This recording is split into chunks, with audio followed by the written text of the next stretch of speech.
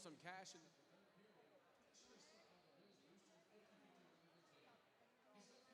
Bailey, Wall, and Will Marshall were the three kids out of Europe. He's a 6'5" center.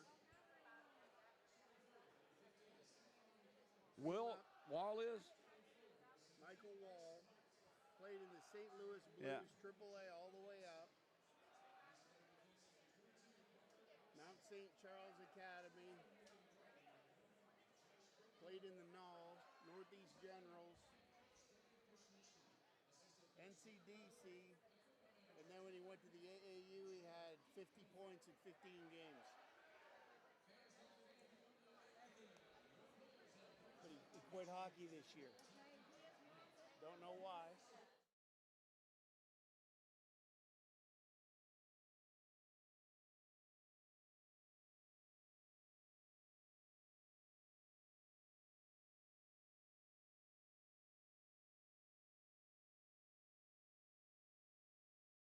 Last time.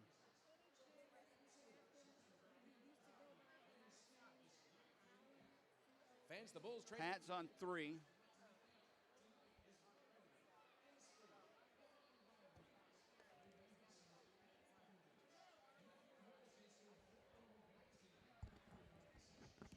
Testing. 1, 2, 1, 2. I don't know. I can't hear it. Testing.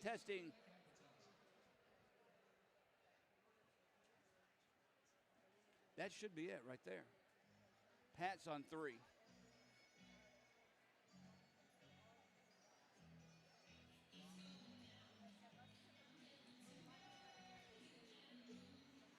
Is this undone?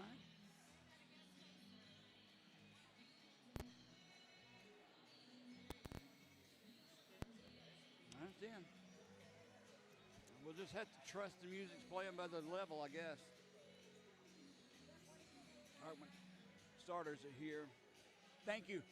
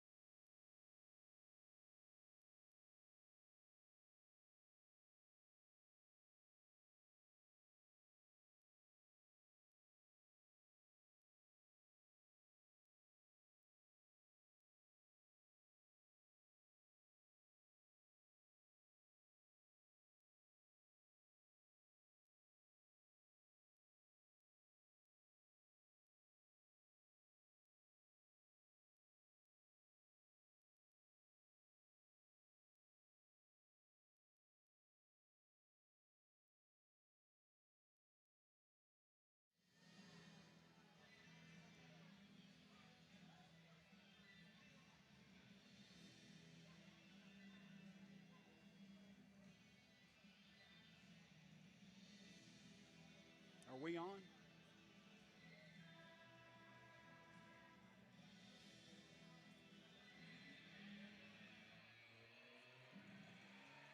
Hey, can I go ahead and do it?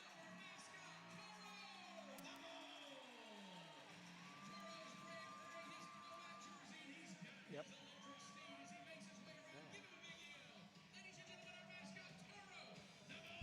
It's seems every chance the Birmingham Bulls get to make up room and find their way to a playoff berth, they come out of a weekend series the same way they went in. Last week was no different. Birmingham went to Fayetteville hoping to put some distance between the two teams and wound up splitting the two-game series. The Bulls came out of last weekend 1 point ahead of Fayetteville, which is exactly the same way the weekend began. And as this season winds down, the Bulls have a difficult stretch ahead of them. For the third time this season, Birmingham will have 3 games in just 3.5 days. While nobody is complaining about that, these 6 points possible this weekend will go a long way in determining what happens to the Bulls' playoff chances. Macon will be the opponent for tonight and tomorrow night. And you just need to look at the standings to realize the importance of this pair of games. Macon currently occupies the last playoff spot in the SPHL, with the Bulls just 1 point behind. Birmingham needs to break the string of splits this weekend by taking this series from Macon. But the pressure sits squarely on the shoulders of the Birmingham Bulls. Macon has 2 games in hand on the Bulls. Birmingham cannot afford to allow Macon to make any further separation between the two in the standings. The Bulls really need to have their best games of the season, these games against Macon, and win a pair of regulation games and put the pressure right back on Macon to win both those games in hand that they have on Birmingham. Birmingham comes into this weekend winners of 5 of the last 7 games and have taken 3 of 5 between Macon and Birmingham this year. The last time they met, the Bulls win 3-2 in overtime in Macon. But now we're back at the Pelham Civic Complex, a place where, oddly enough, Birmingham has struggled all year long. The Bulls are last in the SPHL in home records, winning just 6 of 18 games at home. Hello again, everyone. Jody Chernesky here along with Greg Dreveny for what we hope to be a fun and productive weekend. Greg, the next 6 games are all at home. We don't have road games until February 27th and 28th in Pensacola. Is it fair to say these next 6 home games will be what determines Birmingham's postseason fate? 100%, Jody. The next 6 games, this is the hockey season for the Birmingham Bulls, because either you're going to come away from these 6 games with as many as 12 points and be solidified right in the middle of the pack, or you're going to be in a situation where the pack has preceded you, you're at the bottom of the barrel, and you're just going to wind out the rest of the season. Tonight here at the Pelham Civic Complex will be a little different, at least officiating-wise. We'll see if it makes a difference. We'll have 4 officials on the ice tonight, 2 referees and 2 linesmen. The referees will be Dan Findius and Dan Sardegna. Robert Paquette, Connor Stinson will be the linesman. Greg, what does that do? That one extra referee to me is an extra set of eyes that are so important. As a player, though, what does it mean?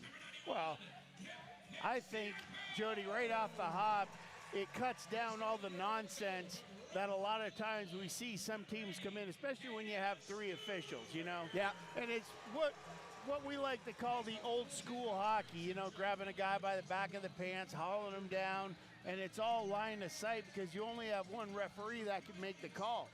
But in this situation where you've got one referee skating to cover the goal line, you've got that other official coming up the ice, and he has full view of the playing field, so to speak, a la quarterback style vision, and he can see a lot of the nonsense. So you're not going to be able to get away with as much with a 3-ref system. Yep, you're going to have to come in and play it straight.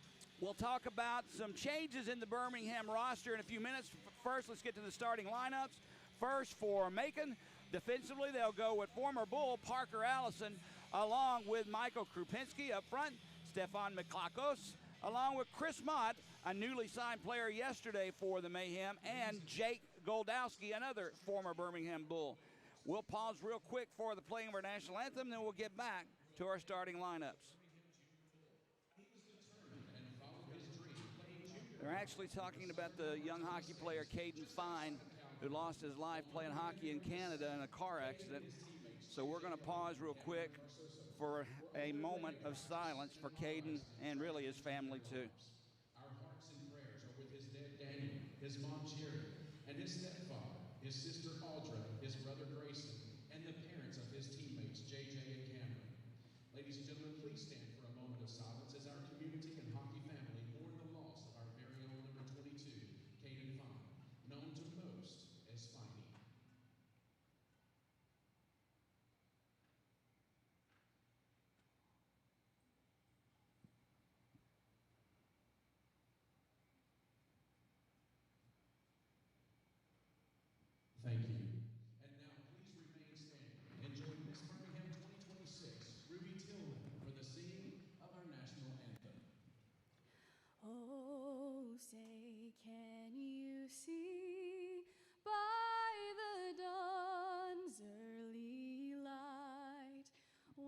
So proudly we hailed at the twilight's last gleaming, whose broad stripes and bright stars through the perilous fight o'er the ramparts we watched were so gallantly streaming.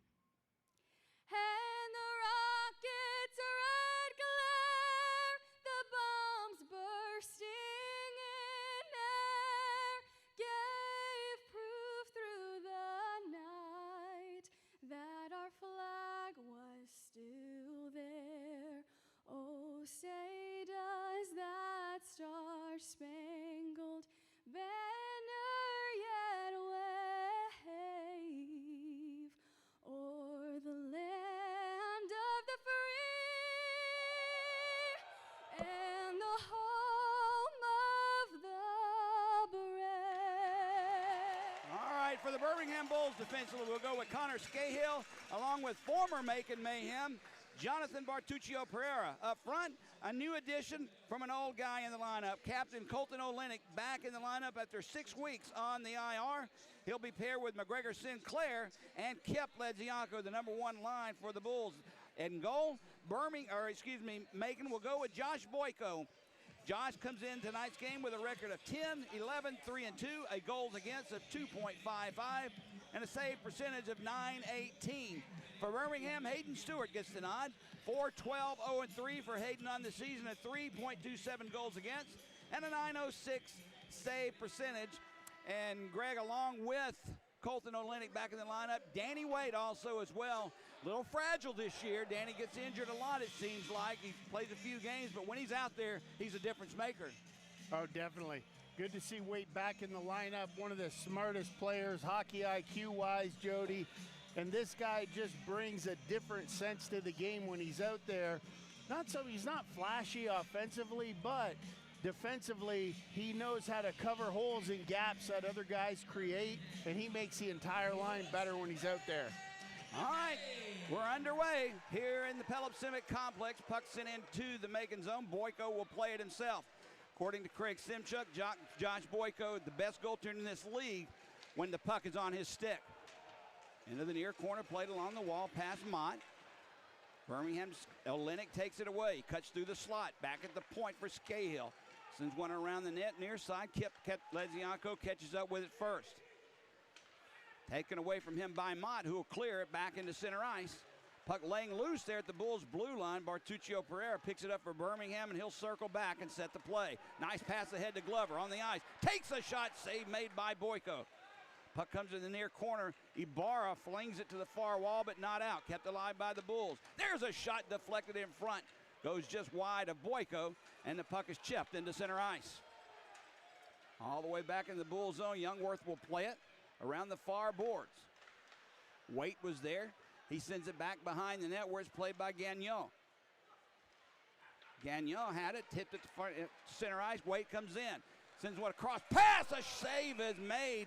Boyko had to be quick on that. Good lateral move by Josh Boyko. Danny Waite with a good pass across the slot. And I believe that was Kip Ledzianko. No, it wasn't. That was Drake Glover on the shot. Yep. But a nice save made nonetheless by Boyko. Well, and you see Danny Waite having an impact right off his first shift, Jody. And you see he pulled it in there, read the 2-on-1 perfectly, and just sauced a nice pass that laid right down for Glover. He came across, got all that one. That was a heck of a save by Boyko to keep this one knotted at 0. Another new Birmingham Bull on the ice. Brother of C.J. Walker, Cody had it. Out the draw, tips it back to the point. Pucks it in behind the net. Off the stick of Soretsky, played by Macon into center ice, back into the Bulls zone. Sadowski will go pick it up for the Bulls. Played along the near boards through center ice. Tried to hook up with Walker, couldn't do it. Played back in the Bull zone. Penalty coming up on Birmingham, and there's that second referee. Yep. Once again, not sure if there's 3 on the ice. That's the call that's made, but Birmingham will go back, or at least go to the penalty box. First call of the game. Well, and that's got to be eye-opening for the Bulls there, Jody, especially because you saw Sadowski coming back. He just flat out got beat by his man coming in one-on-one, and then without any other option, he just had to raise his stick and tried to hook him, which he was very effective in doing. He's going to sit in the box for 2 minutes for the hook here at 18:20.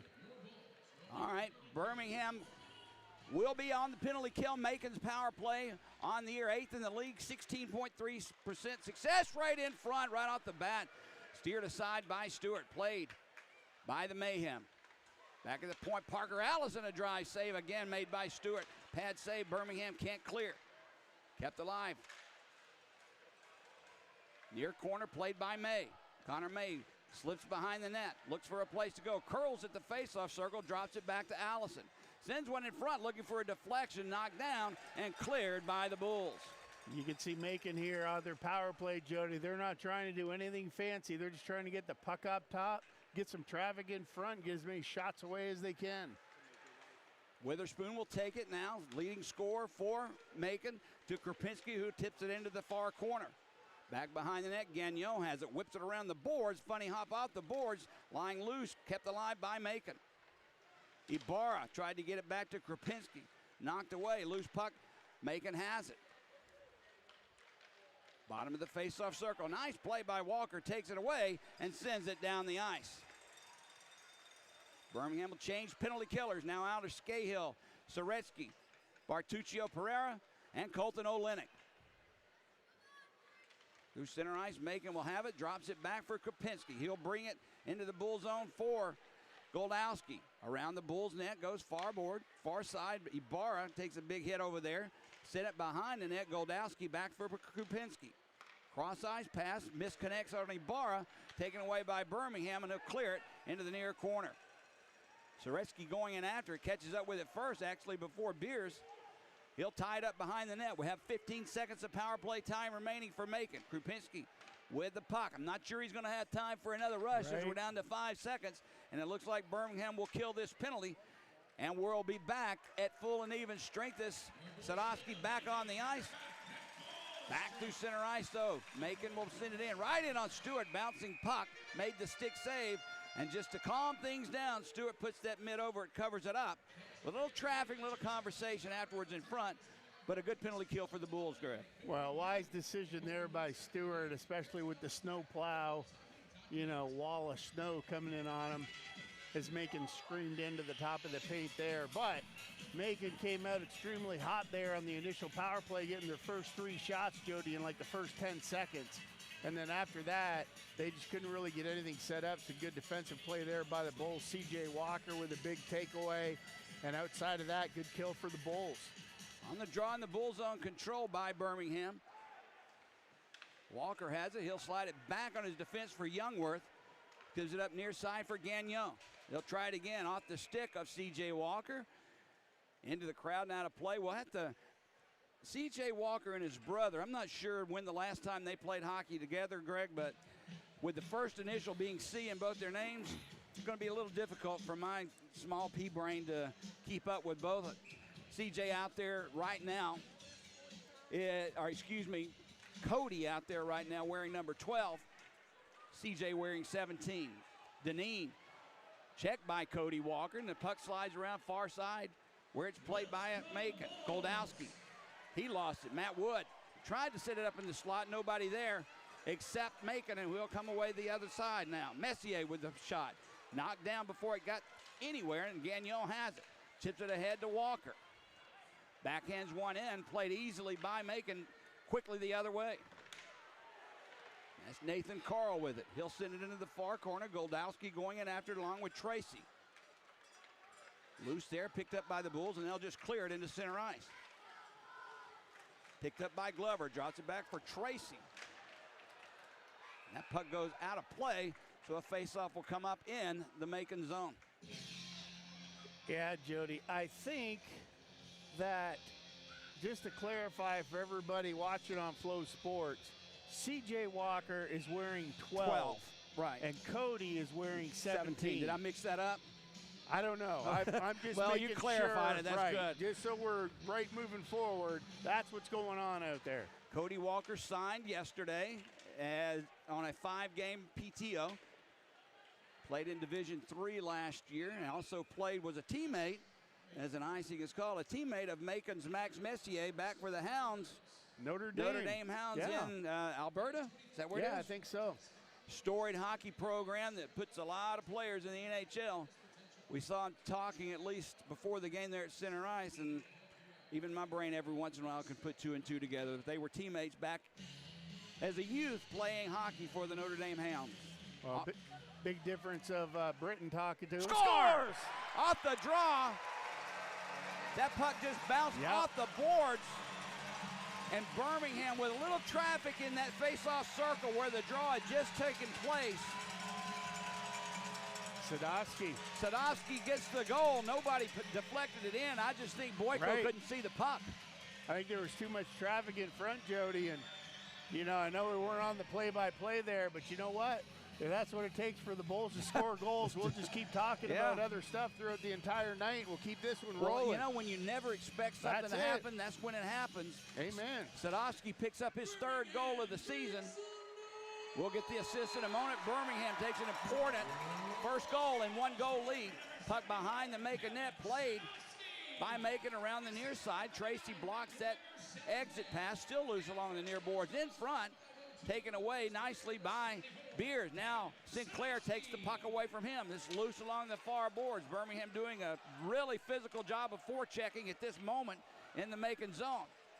It's cleared to center ice and put right back into the Bull zone. Sadowski off that goal.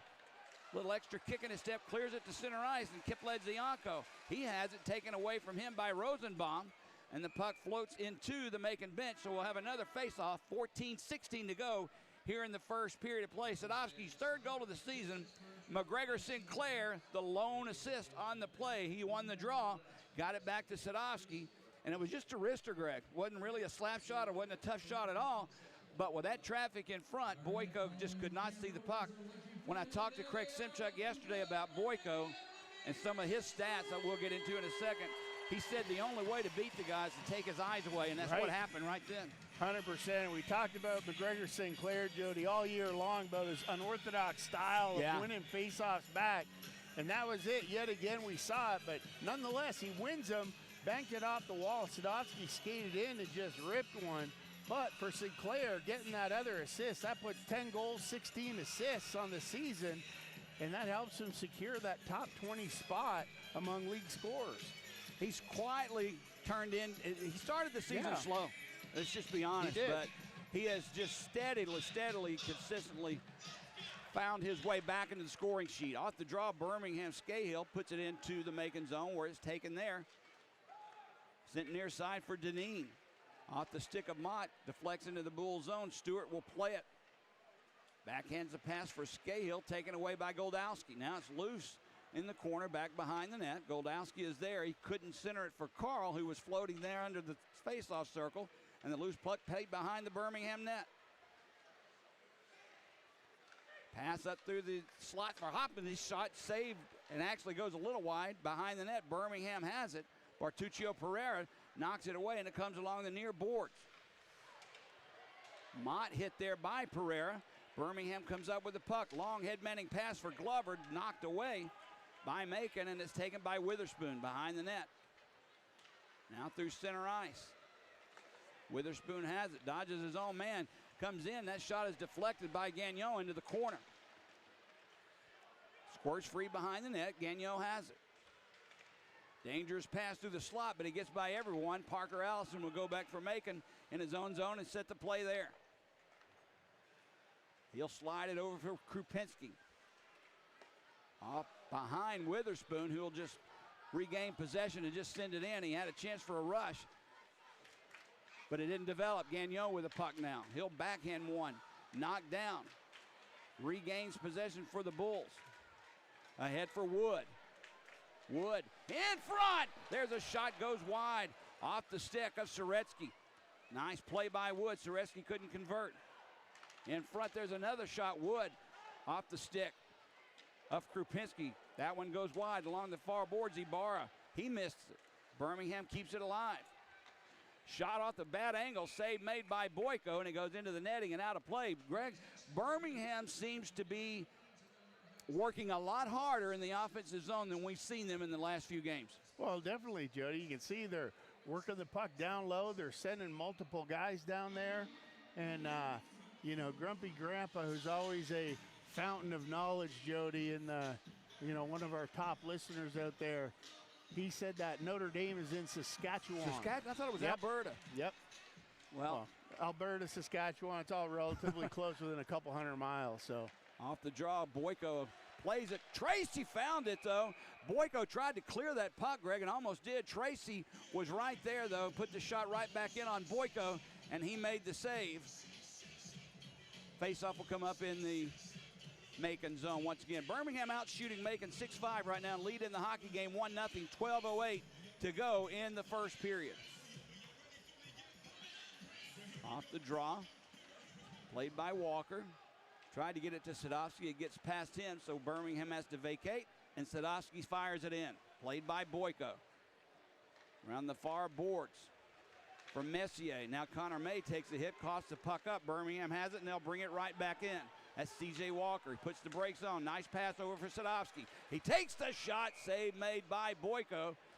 Sadowski shot from the top of that face-off circle. Boyko saw it, made the blocker save, and it plopped right in his glove.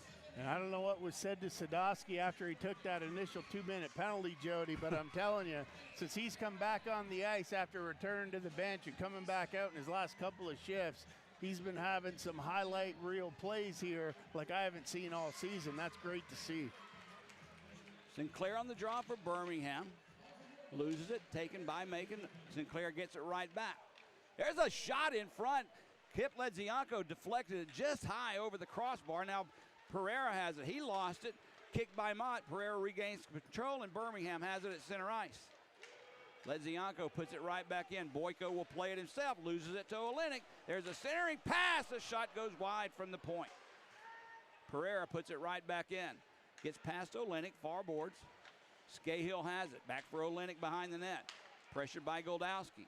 Loose puck picked up by Huffman, and he'll clear for Macon back into the Bull zone. 11:07 to go, first period. Birmingham 1, Macon nothing. Birmingham with possession behind their net. If you're watching on Flow Sports, Birmingham not in their traditional uniforms. This is the old WHA throwback jerseys. Birmingham in red, Macon in white. Nice tip pass to Connor Witherspoon. He'll bring it in the Bull zone. Through the slot, takes the shot. Nice defensive play by Youngworth. Deflects it out of play, so a faceoff will come up to the right of Hayden Stewart. Good play there by Youngworth, Jody. I was a little bit worried. The Bulls had a little bit too much of a gap there coming into their defensive zone. And then right at the last second, Youngworth stepped up into that shooting lane, got his stick in there, and deflected that one up out of play. So great job identifying that, stepping up at the last second, taking away that scoring opportunity. Off the draw, Birmingham has control. Glover deflects one, tried to get it out for Walker. He does. Nice pass backhand to Wade. Score! C.J. Walker with a great backhand pass over to Wade. Off the feed originally from Drake Glover, and that's why they're the number one line. Wow, unbelievable play there, but you see how it all started off, Jody. And that's the thing about Danny Wade. He's not afraid to give the puck away because the most dangerous guy on the ice is usually the one who doesn't have the puck. And he threw it across. C.J. Walker, great behind the look pass, and Wade comes in and just buries it. Low glove on Boyko. And what a perfect shot there. No highlight goals, not going bar down. Just put it where the goalie isn't. Bulls are up 2. Birmingham is a different hockey team when Danny Wade is healthy and on the ice. 100%. 2-0 Bulls lead here in the first period. Birmingham's Wood intercepts a clearing pass. Macon gets it right back, and they'll set it up through center ice. Rosenbaum gives it up. Brought into the Bull zone. Shoulder save made by Stewart. Loose puck through the slot. There's a shot by Messier. Stewart had that skate out, made the save, and the loose puck finds its way back into center ice and into the Macon zone. Evan Beers is there. Nice job of forechecking there by Birmingham. Causes the turnover. In front, Wood was there. He just deflected past him. Tracy with a shot looking for a deflection. The puck bounces far wall. Steered aside now by Boyko behind the net. Tracy with another shot. Welch takes that puck and deflects it into the boards. Birmingham, again, doing a really good job of forechecking, keeping the puck alive. Along the near boards, played back at the point. Tracy slides it over, almost intercepted, but there's a shot in. Glove save made by Boyko, and he'll hold on to it. And Greg, like I said, I'm really impressed with the energy and the effort and the work I'm seeing Birmingham put in the offensive zone. Well, it's one of those things, Jody, where, looking at the video throughout the course of history against Macon and stuff like that, seeing them come in, one of the things you wanted to key on here for the Bulls was their defense. You know what I mean? They're kind of big, they're kind of husky and stuff like that, but with the Bulls' speed and moving the puck low and getting around them, they're definitely using that to their advantage now and creating fits for Macon, not only on the initial dump, but also Macon's having trouble making that pass from behind the goal to the wing because the Bulls are jumping in those passing lanes. And, good game plan here by Coach Simchuk coming in. So they've got it figured out. We'll see how it goes here later on as we just went past the halfway point of the first period. My good luck charms, my grandkids, Carter and Charlotte McDaniel, aren't here tonight. She had to go to Atlanta to see her doctor today, so they didn't make it into the game. So hello to my grandkids, Carter and Charlotte McDaniel. But if we keep winning these games, we may have to talk about who's coming and who's not anymore. Right now, a 2-goal lead is not the lead that makes me feel the best, but based on what I see out of Birmingham, Greg, I like what I see so far in this early, mind you, in this hockey game. Well, this is gonna give you another look into the depth of the Bulls, Jody, and how they've matured from the beginning of the season to see what do they do with this 2-goal lead. You know what I mean? The dagger's in now. Can they keep it in, keep jamming it, and twist it and finish this one? Not necessarily saying you're going to finish a game in the first period, but you can turn a molehill into a mountain on the comeback.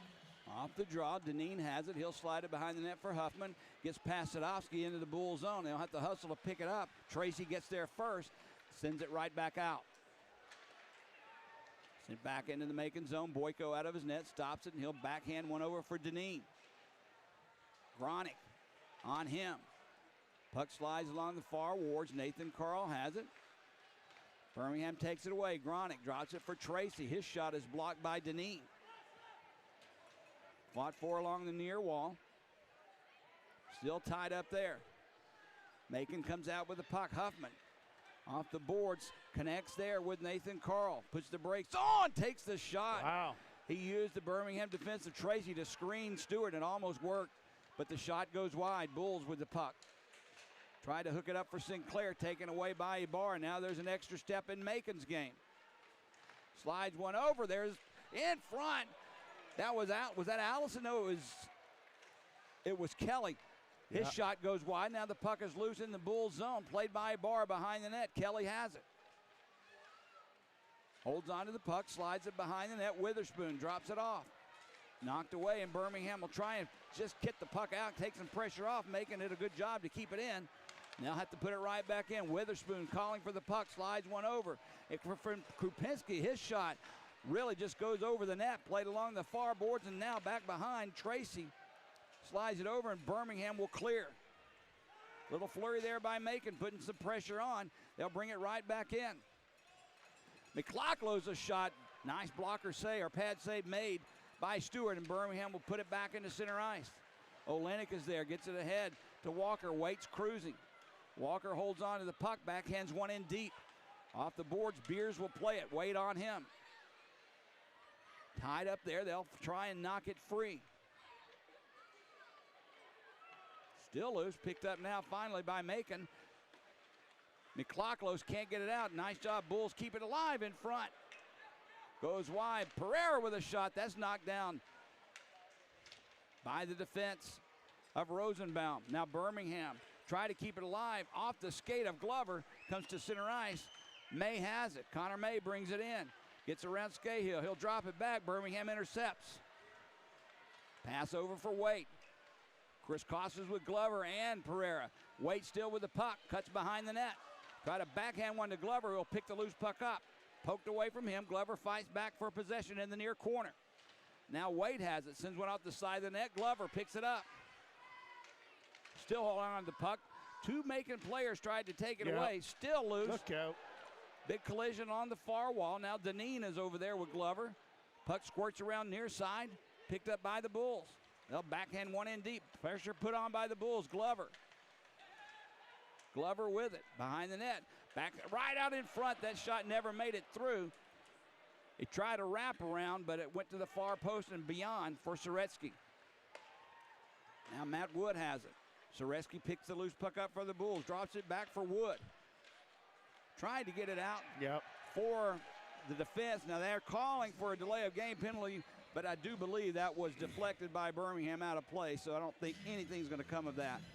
Yeah, that was definitely not intentional, Jody. And they did put him in the box for whatever reason. I didn't think it was a delay of game. I actually thought the puck deflected off someone. They did, but he whacked it. Woods passed up in the air.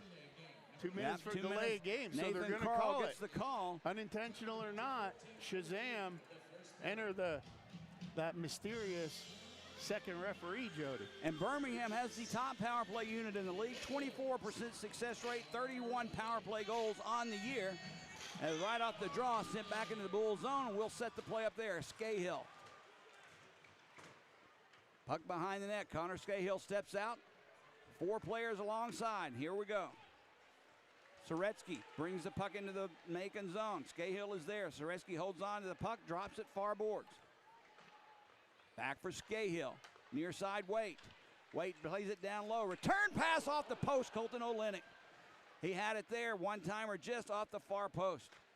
Waite with it, looks for a place to go. Scahill calls for the one-timer, save made, rebound loose. Picked up by McLachos, and he'll clear it right in on Stewart. I like that look by the Bulls, Jody. Just the good old 1-2 power shot from the top of the point, and that just left it up to who could get the stick down on it. Macon got that one cleared, but Olenek was right there. Kip Ledzianko slides it over for Walker, who'll drop it back. Near side, Sinclair with it. Looks for a place to go, gets it back at the point. That's Youngworth. For Walker. CJ with the puck far board. Back for Youngworth. Kip Ledzianko tried to get it over. Ibarra tips it aside, but they can't clear. Ledzianko with it. Sends it back for Youngworth. For Kip Ledzianko in front, deflected just wide. Sinclair will tip it back for Ledzianko. Birmingham doing a nice job possessing the puck. Ledzianko plays it down low for Sinclair. Ledzianko's one-timer misfires, and Macon clears it down the ice. That may do it. 15 seconds of power play time remaining for Birmingham. The possession of the puck stayed in the Macon zone, and we hit a post, but didn't put the puck in the net. One more time. Kenny Britton now on the ice, deflects it in. 5 seconds of power play time remaining for for Birmingham. Gronick with it. Tips it back for Sadowski. He sends one in, deflected in front. Save made by Boyko. And as Nathan Carl comes out of the penalty box, it's over with. Birmingham 0 for 1 on the power play, as is Macon. 2-0 though. Bulls lead with 3:55 to go here in the first period of play. The Bulls had some dangerous looks there, Jody. You saw those fake shots from just inside the top of the left circle. Ledzianko won. He had 2 guys in front, and that puck came down. You saw Boyko just go screaming out of the paint because he had to make up for that change of direction on the shot, and the Bulls just tipped it wide to the opposite side. So some good looks there, good puck possession, but nonetheless, the Bulls came away empty-handed there. Boyko's had a good year. I talked to Craig Simchuk about him. He was really concerned about Boyko. He said that his lateral movement's the best he's ever seen in this league. Well, Boyko, he's only given up more than 3 goals only once this season. Given up 2 or less goals in 15 games, given up just 7 goals in his last 5 starts, and he's currently 7th among all SPHL goalies, and he's played in over 1,400 minutes. Guy's a good hockey player, but right now Birmingham's got him for 2 and lead 2-0. Here's a puck is sent into the Macon bench, so we'll have a face-off coming up just outside the Macon blue line. That's interesting, Jody. You talked about Danny Waite, and as you said, very, very smart with the puck. If he could just stay healthy, that's beyond a difference maker. That's a guy who could make noise in the playoffs. Off the draw, Birmingham tries to stuff one in, taken away by Macon. Birmingham keeps it alive. Tracy, nice cross-ice pass for Wood. Stick save made. Rebound right there in front. Just gets past Britton. Tracy with the puck. Pad save by Boyko. Birmingham applying the pressure. Finally, Goldowski gets it, and he'll just slide it into center ice. Sadowski. He takes the puck, puts it right back in the Macon zone. Huffman has it. Or, excuse me, that was Rosenbaum. Ahead for Nathan Carl. Puts it in deep, and Stewart will play it. Now through center ice. That was Walker. C.J. Walker drops it back for Pereira. Pass deflected, tipped in by Glover. Played by Huffman around the near side. Welsh is there. Taken away. Yep. Nice play by Pereira. A quick shot as he found the loose puck on a stick just inside the blue line, but Boyko saw it, made the save, and held on. Well, and you wonder if Pereira's background and coming from Macon, Jody, if he doesn't know something about Boyko that we don't, because Maybe. you saw him there. Yeah. He just roofed, he didn't even look at the net. He just got that one on his stick and just shoveled it towards the goal. And Boyko had to be quick to react there, or that could have been the Bulls' third. Waite, Glover, and Walker out on the ice for Birmingham. Pereira and Scahill defensively. Scahill pinches in, keeps it alive. Nice pass. Back at the slot, or at the face-off circle. That shot was deflected wide. Now that puck gets past McLachos. Scahill had him lined up too. McLachos just dodged a big hit. Pereira with the puck. Dangerous pass, but Glover, Walker has it, gets it to Glover, who'll send it back into center ice. Colton Olenek, Kip Ledzianko now out for the Bulls. Ibarra has it for Macon. Far face-off circle, takes the shot, deflected behind the net. Witherspoon plays it around far boards. Kip Ledzianko chips it, but not out. Ibarra takes it. Nice feed over for Witherspoon. Lost control of the puck. Into the air it goes. Ibarra knocks it down. Kelly has it for Ibarra. Olenek takes the puck away from him. Set it up for Kip Ledzianko. Gets through his skates. Couldn't get it in deep. Puck played there, and Sinclair has it. Nice play by McGregor. Ties his man up. Causes a turnover. C.J. Walker behind the net. Loose puck there. Allison is there along with Krupinski, who'll skate away with the puck. Michael Krupinski now brings it into the Bull zone. Gagnon will have it for Birmingham. Avoids the check of Witherspoon. Plays it along the far boards, and it'll return near pass. Gagnon has it. Through the slot, C.J. Walker, Cody Walker takes the shot, deflected into the netting and out of play. So we'll have a face-off coming up in the Macon zone. Now, have you seen the line mates? I haven't really been keeping up with it that Cody Walker's been paired with all night. Is it the same guys, or are we just plugging and playing? Yeah, it's kind of plug and play there. I think they've established and got some synchronicity there on their top two lines, and then the third line, they're just rotating guys through, looking to find some magic. Right now it's Wood, Soretsky, and Cody Walker out for Birmingham. Macon with control off the draw. Having a little trouble getting it out. Finally they do to center ice. Mott was there. He'll drop it back with a minute to go here in the period. Goldowski brings it in. He takes a backhander save made, but he couldn't control the rebound. Walker for Birmingham, Cody that is, does. Taken away and sent right back into the Bull zone. Sadowski, goal scorer tonight for Birmingham. Slides it over near side. Cody Walker there. Chips it ahead through center ice, and Wood just flips one deep. Line change for the Bulls. Krupinski for Allison. Far boards. Nathan Carl had it. He almost had it taken away. He didn't go after the puck very hard. Krupinski gets it back for Carl out of his reach. Scahill has it for Birmingham. He'll send it right back out. 20 seconds to go here in the first period. Shot stick to side by Stewart. Back through center ice, played by Parker Allison. Loose there, played by the Bulls. We're down to under 10 seconds to go. Walker tips it in. Birmingham will be content to go to the locker room with a 2-0 lead, and Greg, so will I. As the horn blows, the whistle sounds. Birmingham with a very impressive, especially offensively, in the Macon zone. leading 2-0 at the end of one. And Jody, as I'm sitting here watching Macon leave the ice, I just can't.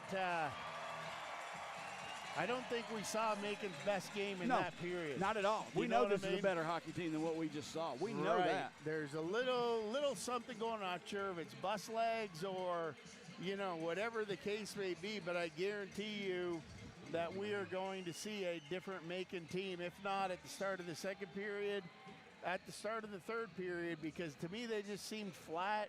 Yeah, I agree. The D were, they're big D, right? They want to keep you to the outside, but what I really noticed they did a lot is they actually gave Birmingham the inside lane on a lot of those pucks against the wall. Instead of the D going in first, they would slow up, let Birmingham's D go in first, and then try and pin them. But a lot of the times, guys like Soretsky and Wood and C.J. Walker, they're getting down there and they're finding ways to escape that, and that's really causing problems for Macon right now. All right, that'll do it at the end of one period of play. Birmingham impressively up 2-0 on the Macon Mayhem. Shots on goal in favor of the Birmingham Bulls, 15-13. So Macon did get their opportunities, but I believe the Bulls' chances were a lot more quality chances than Macon had at that time, and we even hit a post off the stick of Colton Olenek on the power play. Right now, if you're watching on TV, this is always a strange outing for me, watching weenie dog races on the ice. I know a lot of teams in the league and around hockey, for that matter, do this, but I don't know, Greg. You put your dog down on that cold ice, and they just sit there and look at you most of the time. Well, I know what my dog would do, Jody. They would start sniffing around and look for where some other dog is being, and we'd have a new yellow face-off dot out there. Should we keep it here, or should we break for the period? You want to wait till this race is over we with? can check this out. Sure, why not? How many dogs do you think will sit right where they are right now and not move? I say over half of them. Yep. I think you're going to see 2 of them maybe get to the far circle. All right, I see one dog that's waving his tail like crazy. I'm going to keep my eye on him, because he must be happy about something. You got to have a ball or something to roll, Jody. You got to. Well, you got the moms at the blue line calling the dogs, and the dads are holding them at the goal line. It's a long way to go. Well, there's one that just took off. Yeah, he threw him. He did. But he stopped. And he's over there checking out the cameraman. I don't know. That we may have to call a penalty on that. He threw him halfway up the ice where the others are going around in circles. Here comes the dog playing with another. And that to me is the winner right there. There he is. The other one that threw the dog, I don't think so, but there was another one that came over and found a buddy, went past him straight to the blue line. Now they're still playing. Okay, that's enough for me. Now he's running all the way back. Look, he wins the over and back. All right, a score at the end of one period of play. Birmingham 2, Macon nothing. We'll take a break, come back in about 10 minutes for second period action. Greg Dreveny along with Jody Chernesky, and this is Birmingham Bulls hockey.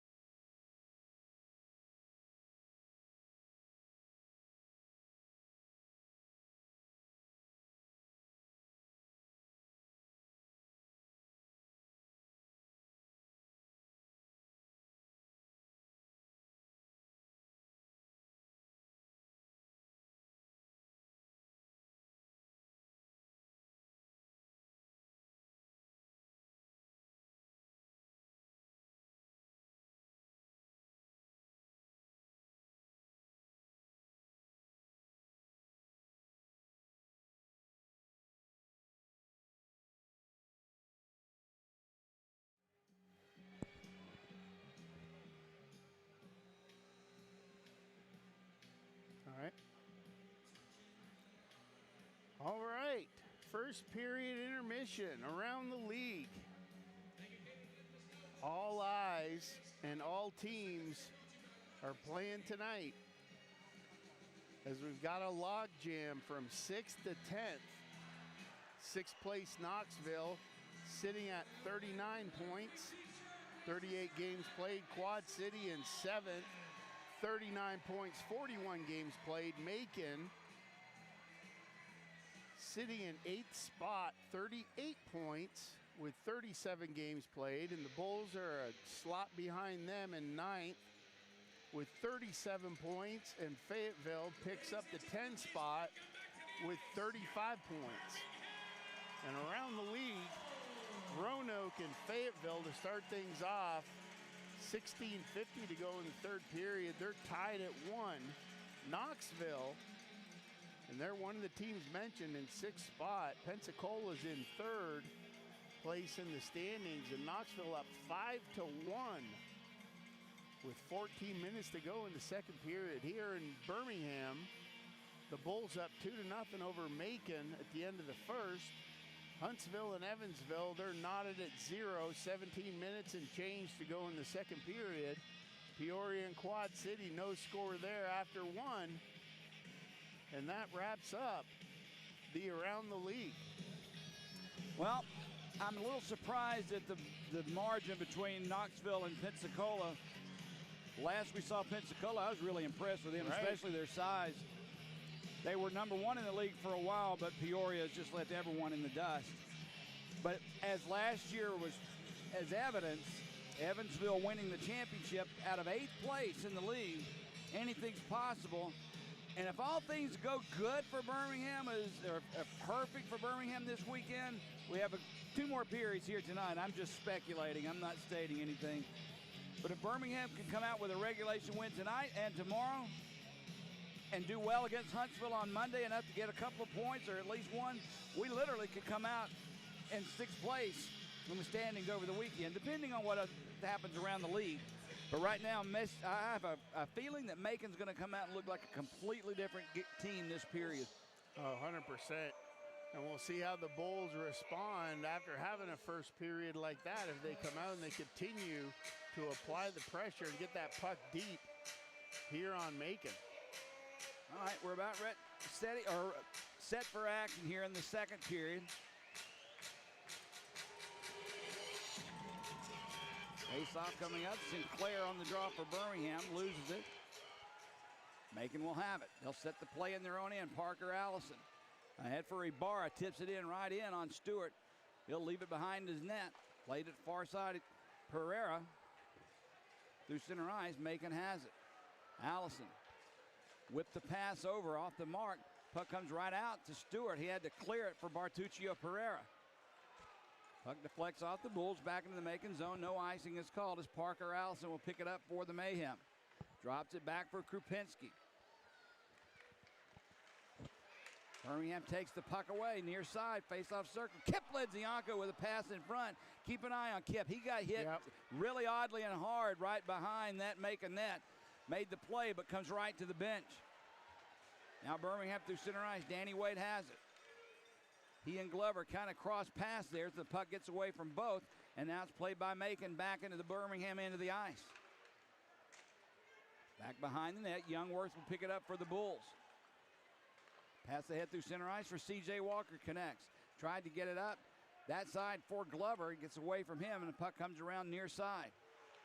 Wade threw his weight in to Caleb Huffman. Comes out with the puck, though, and they'll put it right back in the Bull zone. C.J. Walker has it. Penalty coming up, and I believe they'll get Gagnon on the call.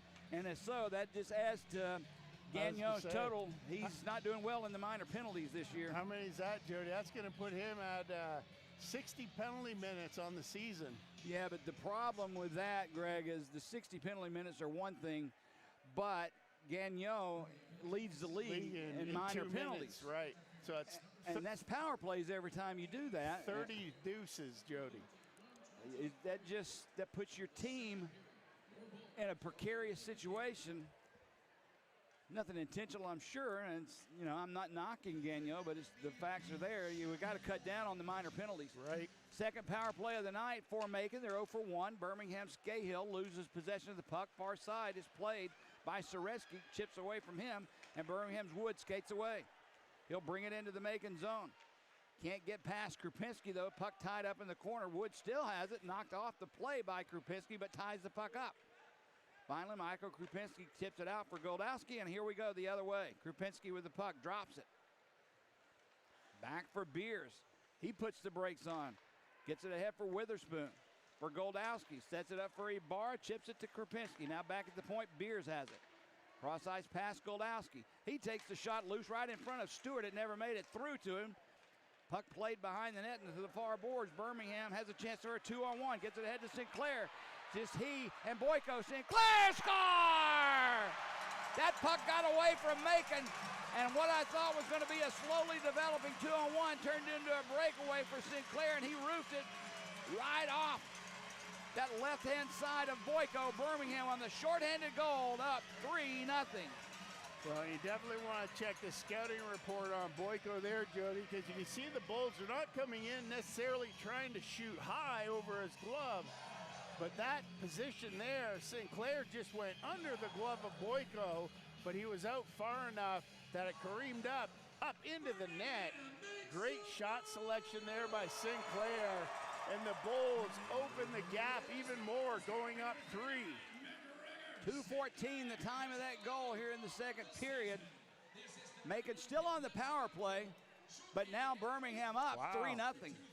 As we talked about Boyko and his lack of giving up a lot of goals in the game. Greg, he's given up 3 goals, and we're just barely into the second period. Only once, as you said, is he given up more than 3 in a game. Right, but Jody, they're leaving them wide open here. The Bulls are getting some choice grade A scoring opportunities here. All right, Macon still on the power play. Brings the puck into center ice. Huffman with it. Crosses that Bulls blue line, draws it back. Birmingham ships it away back into the Macon zone. Another 45 seconds of power play time remaining for Macon. 17:20 to go second period. Bulls up 3-0. Near side played by the Mayhem's May. Allison sits it around the near wall. Connor May there. Tried to backhand one to the blue line. Colton Olenek intercepts, and back to come the Bulls the other way. Danny Waite dangerously with the puck. Tried to cut through the slot, dropped it. Colton Olenek found it, couldn't get the shot off. Now Nathan Carl with it at center ice, brings it into the Bull zone. Taken away by Birmingham and cleared down the ice. Boyko will slide it over for Krupinski. Miklakos brings it into the Bull zone, curls back to the blue line. Backhands a pass through the slot. Birmingham's killed the penalty and back at full and even strength now. Macon still, though, with the puck in the Bull zone. Played in the corner, that was Carl. He draws from Miklakos for Deneen. Gets behind the net, far boards, played by Birmingham's Gagnon, just out of the penalty box. Now Krupinski has the loose puck. Plays it down low, looking for Carl, loose puck. Off the stick of Macon, save made by Stewart. Puck bounces near boards, cleared by the Bulls.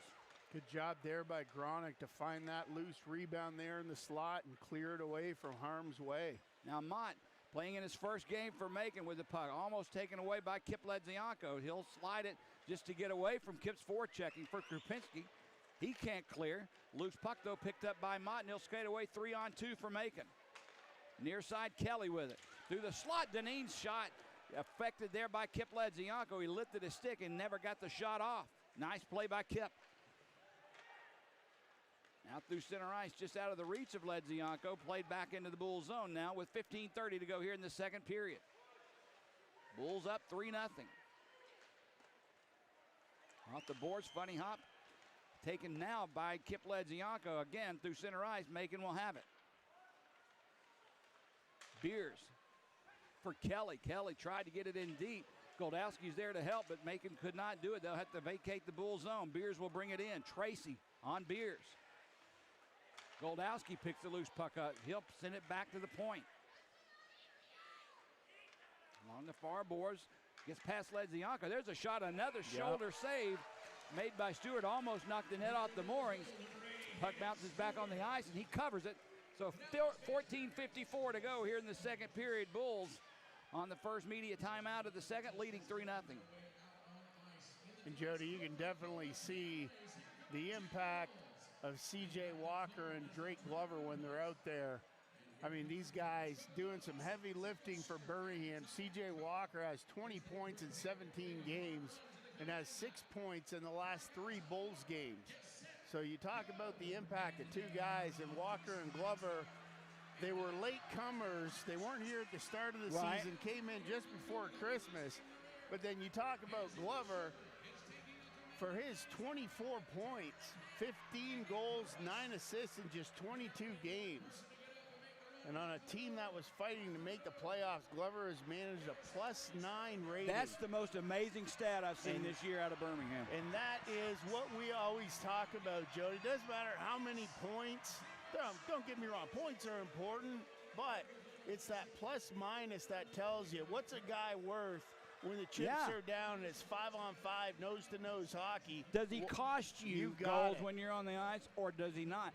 Drake Glover has made an impact, immediate impact, when he even first came in with goal scoring, but that plus-minus rating is just shocking to me, playing on a team, as you said, that's been struggling all year long. Well, that was one of those things where Glover coming in, he was like, guys, I'm in Alaska, I haven't skated in months and blah, blah, blah. We're like, hey, you'll skate yourself into shape. Just get out there and play like you can play.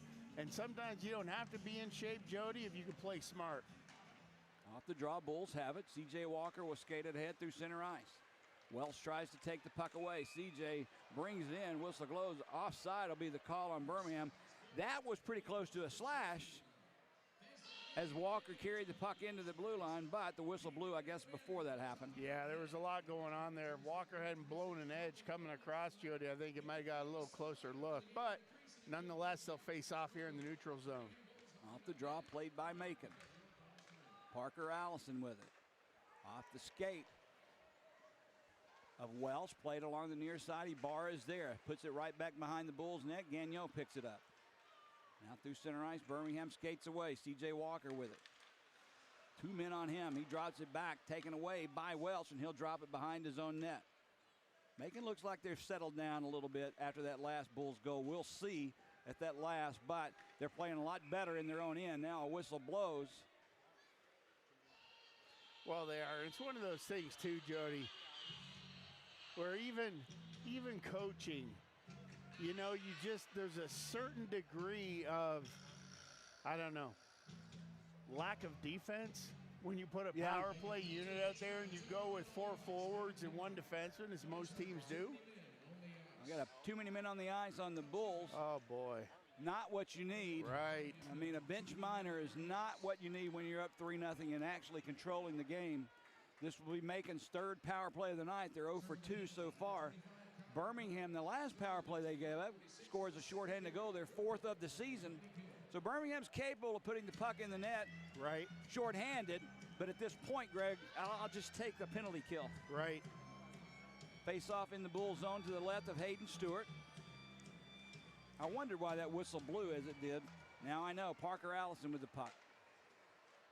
For Huffman, back to Parker. Near side, there's a shot by Beers. Kind of misfired on that one. Puck along the far walls. Huffman plays it behind the net. Evan Beers, that's Welsh with it. Chits it back to Allison. Allison's pass broken up, but May finds the loose puck. Back to Welsh for May through the slot. Backhands a pass over. Huffman wasn't ready for it, and Birmingham will clear.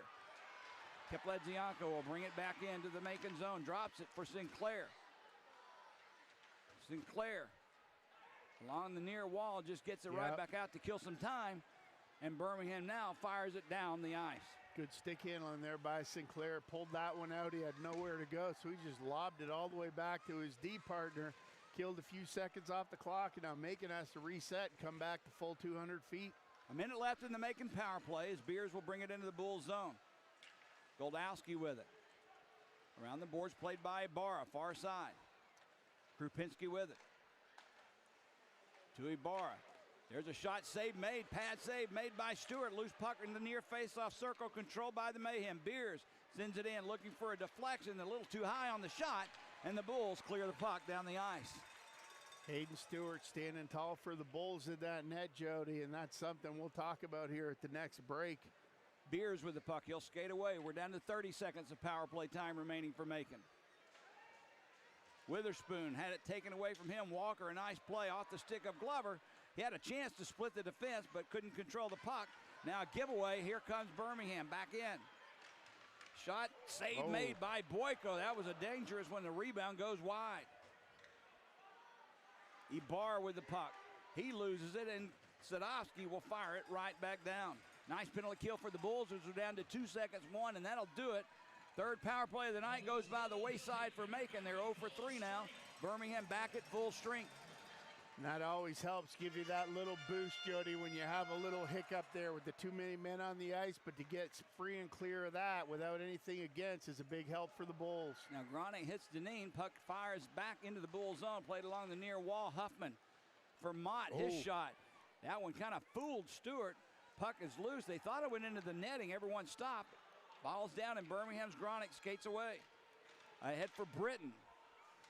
Britton, as the whistle blows offside, will be the call on Birmingham. That was a strange play.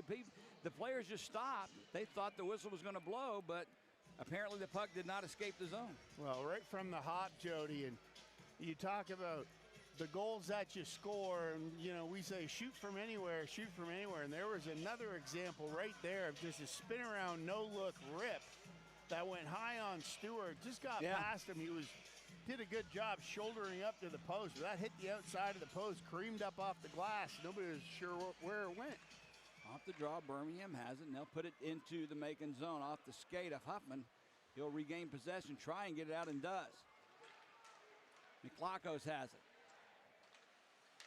Bartuccio Pereira on him. He sends a pass through the slot right into the goal mouth. Soreski will skate away with it. Soreski drops it off. Walker's shot goes into the netting out of play, and that was Cody Walker. So we'll have a face-off to the right of Josh Boyko. Yeah, that one's definitely high and away. Good for 3 up through the field, the uprights there, Jody. But we're talking about Hayden Stewart and the Bulls goaltending, and you talk about the firing range of what they've been faced with most of the season. But the top 4 save performances all year belong to Birmingham goalies this season with 51 saves, 46, 44, and 44. That's great for your goaltending stats, but it doesn't say a lot for your defensive core. Now here we go the other way. Puck gets away from Birmingham, 2-on-1. Nice play defensively. That was a 2-on-1 setup for Kelly. Birmingham comes the other way now. Wood with it. Far side for Pereira. He wasn't expecting the puck. But what a defensive play for Birmingham in their own zone, killing a 2-on-1. Now puck loose in the Macon zone. Birmingham fighting for possession. They'll come out with it. Pereira tipped away from Kipledzianko, and Birmingham will have to get out of the zone. Try it again. Now that one's going to be ruled offside on the play. Birmingham really put themselves in offside. 10:38 to go. Second period, Birmingham 3, Macon nothing. And from a goaltending standpoint, Jody, that makes such a difference when the Bulls, and, you know, I think of Ledzianko at each of the ends. Gronick had a big defensive play down here earlier, and breaking up that 2-on-1, it's a lot easier as a goaltender, and Hayden Stewart and myself speaking back in the day, to find that little bit of magic every once in a while to make that game save that your team needs to either keep you in it or secure the win, when you haven't had to make them shift in and shift out. That stat you gave about the most shots on goal all year long, top 4 for Birmingham. Right. The saves are one thing, but they didn't get shutouts those nights, so there were even more shots on goal than you just given us for saves. Birmingham's goaltenders have just had a firing range on them all year long. Macon will bring the puck in the Bull zone. Try the centering pass over for Welch, knocked away by the Bulls. And if we hurry, 2-on-1. Macon will get back defensively as Beers does. Olenek stops, slides a pass over from Sinclair. And that one-timer right in on Boyko, and he makes the save. Sinclair wanted to get that a little lower, I believe, but it rose up right into the midsection of Boyko. Just handcuffed him a little bit. You could tell on his release, Jody, just wasn't a clean one-time rip. It kind of came, you had to kind of cup it and just shovel it in towards the net. But nonetheless, good look by the Bulls, fast zone entry, and they're moving very quickly through the neutral zone to open this game up. Sinclair on the draw for Birmingham. Wins the draw, gets it to Youngworth. He sends a wrister in. Boyko makes the save, and he'll hold it. We'll try it again. Sinclair doing really well on the draw. Oh, yeah. And that's one thing I've been watching Boyko to see how he'd respond to having 3 goals against early, but, hasn't really phased him. He's kind of settled in. Yeah. He's just kind of, playing his Boyko way. Well, let's be honest. This is not the best we've seen Macon play all year long. Game's far from over with, though, Greg. I mean, we still got over half a game to go, and anything can happen. But if you're a Birmingham fan, you got to be pleased with what you've seen so far. Youngworth off the draw. He'll just try and get it right back in deep. He does. Nathan Carl picks it up, and he'll drop it back. Macon clears into center ice. Now McLachos takes down Youngworth. Birmingham fire it right back in on Boyko. Off the boards, shot just wide of the net, played by Bulls inside the blue line. Now down low. Loose puck in the corner, picked up by Kip Ledzianko. He has Olenek, takes the shot, save made. Olenek was there all along, Greg, but he fired it right into the logo of the Macon Mayhem goalie, Josh Boyko. And Ledzianko there behind the goal line, Jerry, like he had eyes in the back of his head, just pulled up, delayed against the wall, and then just came out and hit Olenek right on the tape at the side of the net. And I don't know if it surprised Olenek or what, but Kip Ledzianko is just a magician sometimes with that puck in this league. I mean, when he first came here along with his brother Phil, who, let's remember, has been out all year long after he tore just a horrible, what is it, muscle right off the bone. What muscle was it? I can't remember now. I want to say it was a bicep. Right. Torn bicep? Right off the bone. The bicep came right off the bone. Yeah, and he had to have surgery immediately. He's been off the ice since. He's been helping out Craig Simchuk behind the net as really an assistant coach, for lack of better terminology. I don't know if he would try to come back if the doctors ever gave him the okay to, but wow. If he were to come back for the playoffs and actually be even 80%, right, that would be something to see. Face off in the Macon zone. Especially with some of the new characters in town that he would have to play with. He wait on the draw, loose puck, no one controls. Played by Ibarra. Backhands a pass over for Kelly, who will send it into the Bull zone. Ibarra comes out with the puck. C.J. Walker on him. Behind the net, Ibarra. Again, Walker tying his man up. Good play defensively by Walker. Takes a stick to the face. Loose puck squirts free far side. Tracy will pick it up for Birmingham. Ahead through center ice. Tried to get it over for Walker. Waite's pass was tipped away, and it's back into the Bull zone where Sadowski sends it right back out. Glover fires it in. Parker Allison with it.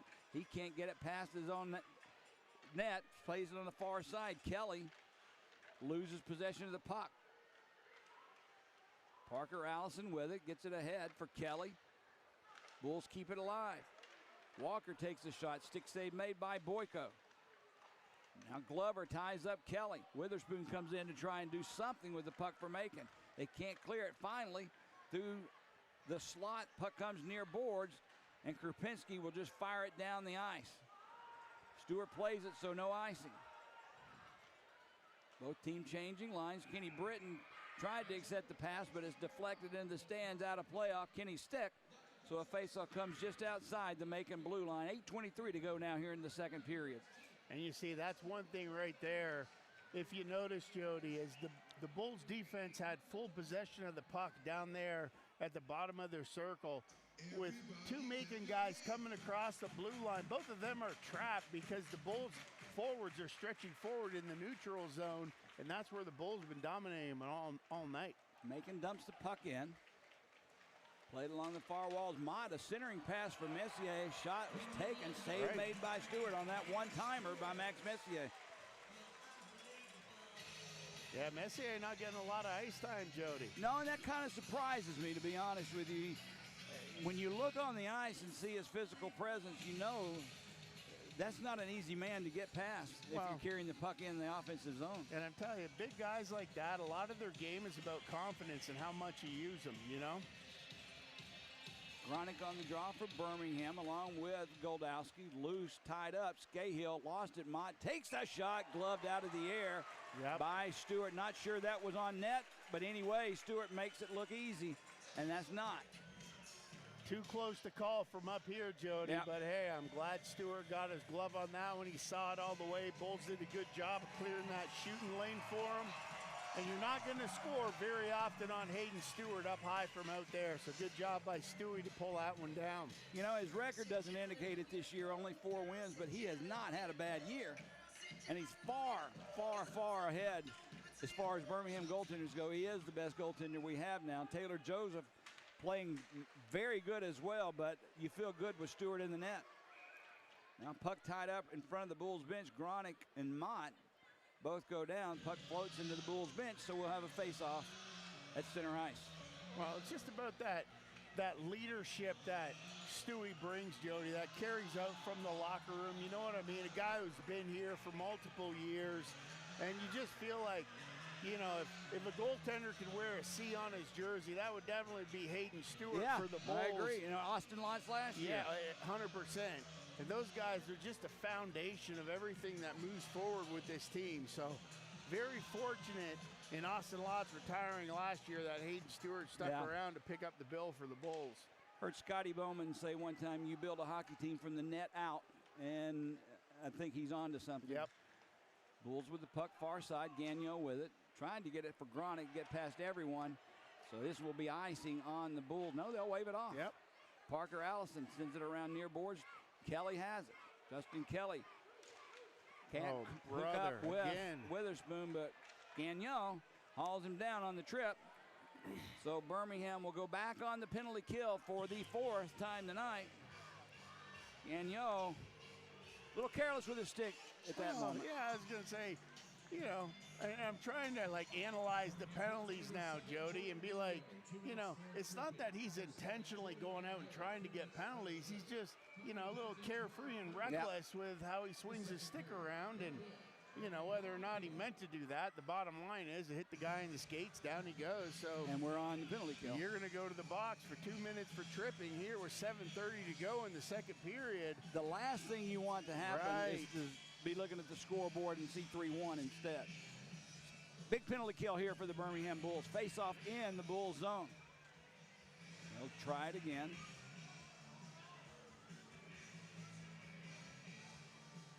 Ibarra on the draw for Macon. Again, linesman's not dropping the puck. Sinclair for Birmingham, okay.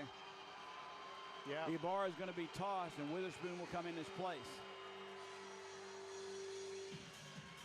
Now, Witherspoon, that was odd. The puck was dropped. Witherspoon did not move. Sinclair just gingerly tapped it back, and they blew the whistle. Yeah, and keep your eyes on Witherspoon here on this power play, Jody, because he's the one who leads Macon in scoring, and he's sitting 12th in the league right now, so don't be surprised if they try and feed him hard and heavy on this power play. I think they're going to try and put one more second back on the power play clock. A second did tick off, and technically the puck was never dropped. So 1:59 should be 2 minutes, and I think that's what they're doing now. They'll change it back to a full 2-minute power play. Okay, now let's try it. Sinclair and Witherspoon will try it for the 4th or 5th time. I'm not quite sure which one. Finally, puck is dropped. No one controls, played along the boards, back to the blue line, kept alive by Allison. Ibarra has it, centers a pass over off the butt end of the stick on the one-timer, and Birmingham finds it and clears down the ice. Yeah, that's a tough one-timer to try and get off there, Jody. Through traffic, 3 feet off the ice, but he tried. Huffman just couldn't pull it down. Huffman with the puck now. He'll drop it back. Witherspoon wasn't expecting it, so he'll have to come back into his own zone and play it for Huffman. 1.5 minutes to go in this Macon power play. Feed ahead, that's off the side of the net. That shot from Witherspoon, played back, tried to get it to Huffman. He does. Huffman with the puck. Circles back for Allison. Back for Huffman. Off the stick of Ibarra, Birmingham Soreski takes it away. He has Olenek there. Olenek will bring it into the Macon zone. He takes the shot, deflected by Allison, goes well wide, and Witherspoon plays it behind his own net. I don't see a lot of sense of urgency Right. here for Macon. Under a minute to go in this power play, a prime opportunity for the Mayhem to get back into this game. As they had the puck in their own zone. Krupinski now through center ice. Poked away from him. Ibarra was there. He couldn't control it, and Bulls clear it back into the end, Macon into the ice. Well out of his net. Boyko almost lost it. The whistle blows. I'm not quite sure why. Unless they're saying Is something wrong with the ice? Now Boyko's questioning why. Referee's going to come over to is that going to scores table. I don't know what's going on, Greg, but Well, he's calling something. this will be something, Jody. I'm not exactly sure about what the rule is. I'm sure Grumpy Grandpa can tell us, but I wouldn't be surprised if it didn't have something to do with like the trapezoid infraction or something. Yeah. 2 minutes for delay of game for Boyko, so you may be on to Wow. it. He got outside of the trapezoid. Is that it? Well, I don't know if he's With the puck possession. I think that's right. it. If A you- goalie can't possess the puck outside of the trapezoid, and he did. right. So that'll kill the penalty in effect for Macon, and if nothing else is called, Birmingham will have a 1 minute, 20-second power play when the penalty to Gagnon expires. Grumpy Grandpa says defense gets a penalty because the forwards keep turning the puck over. Off the draw, played by Macon behind their own net. We're at 4-on-4 hockey, a lot of open ice out there for both teams. Krupinski with it now. He'll bring it into the Bull zone.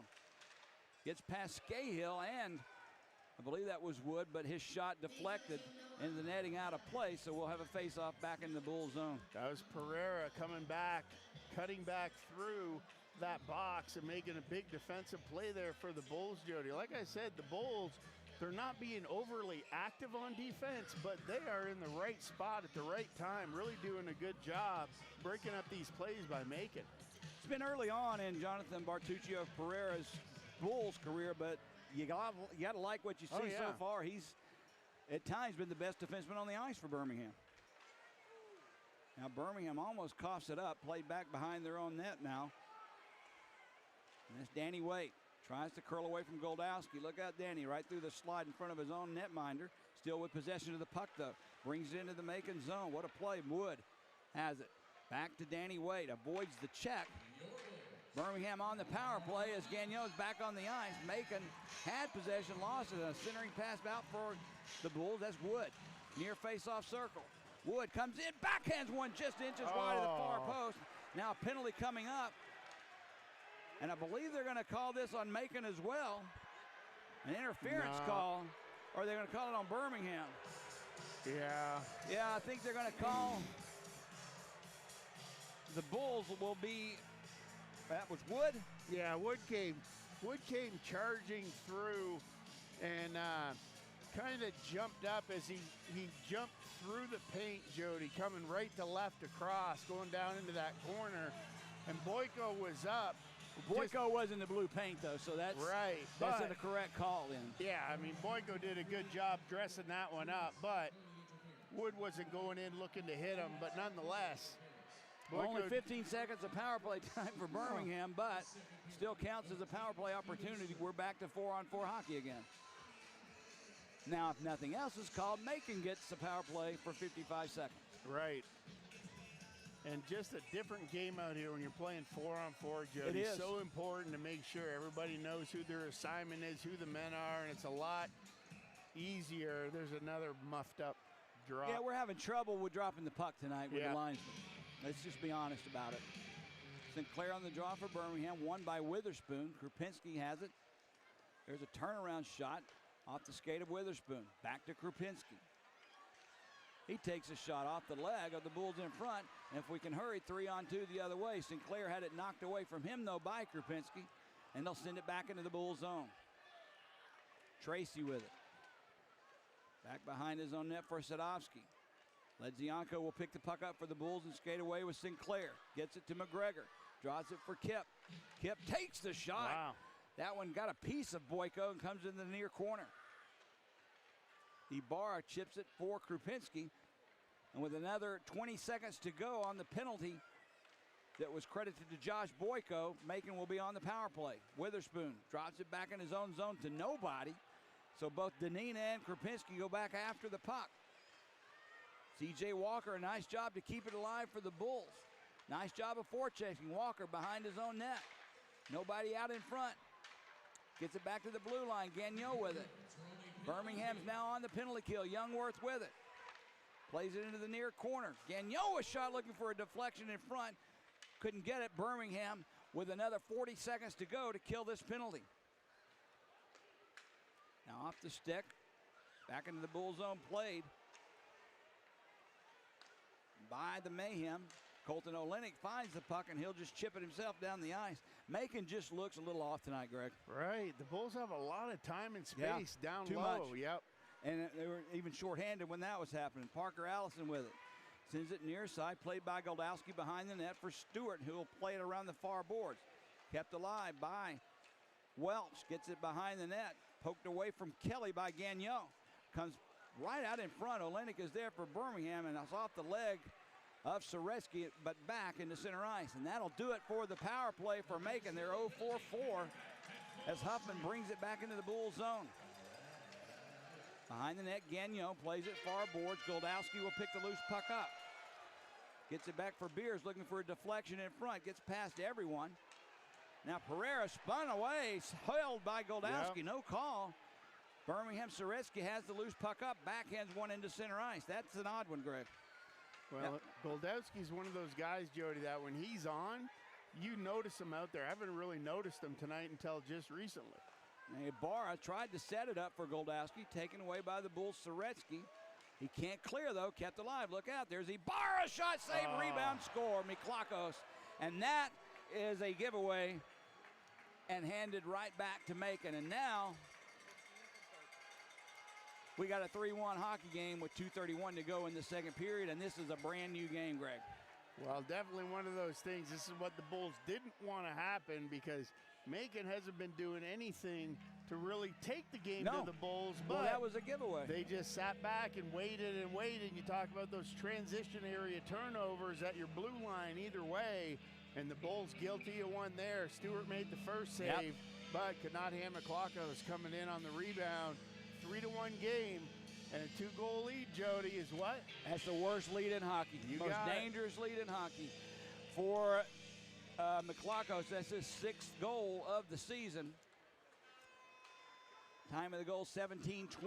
Played into the Macon zone. Boyko will drop it back for Allison. We'll see if this affects Macon's step in their game at all. Sadovsky with the puck in his own zone now. Pressured there by Macon. Sends it out to center ice off the stick of Walker. Krupinski with it. Sends it right in on Stewart. Steered aside into the near corner. Played behind the net for Tracy. Banks went off the boards into center ice. And the Bulls will dump it in. 2 minutes to go here in the second period. Bulls up 3-1. I hate that last goal, Greg. That gives me a bad feeling. Now Huffman in ahead of the play. They'll rule no offside. The linesman was nowhere near the blue line. Now behind the net, Scahill has it. He had it taken away from him. Waite comes in to help out. Gets it over for Bartuccio Pereira, who will clear it back into the Macon zone now. Kip Ledzianko gets in. Penalty coming up. Ledzianko beat his man. Still with the puck. Try to center one for Waite. Off the mark. Loose puck. And it finally touched up. What a play by Kip Ledzianko. He just raced past Huffman on the far boards over there. And Huffman had no choice but to haul him down. Kept talking to himself. He knew he had a breakaway. He got hauled down and no dice. So Birmingham goes back on the power play. 1:29 to go in the period. Well, and how about Ledzianko? Even after all that, Jody, maintains possession of the puck, comes around the net, identifies Pereira up on the far side, streaking in on the blue line, rifles a pass across, and Herrera's stick just explodes and snaps in two. And you know what? That's just par for the course. This will be Birmingham's 4th power play of the night. Macon's had 5. As we have a media timeout. This is a power play that could, it could stretch over into the third period. I don't know why that last goal bothers me, but it does. Well, when that last goal was at 17:29, Jody, and it was Miklakos from Ibarra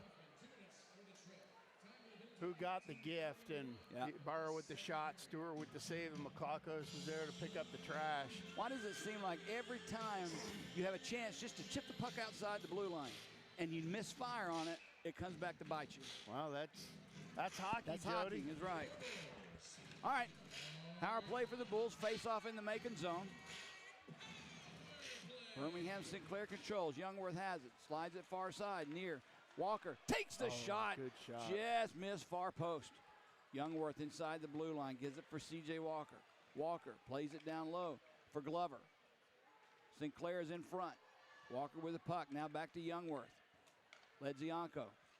He takes the shot. Save made. And with Sinclair right in his doorstep, tried to get that stick on the puck. Boyko somehow found it, held it.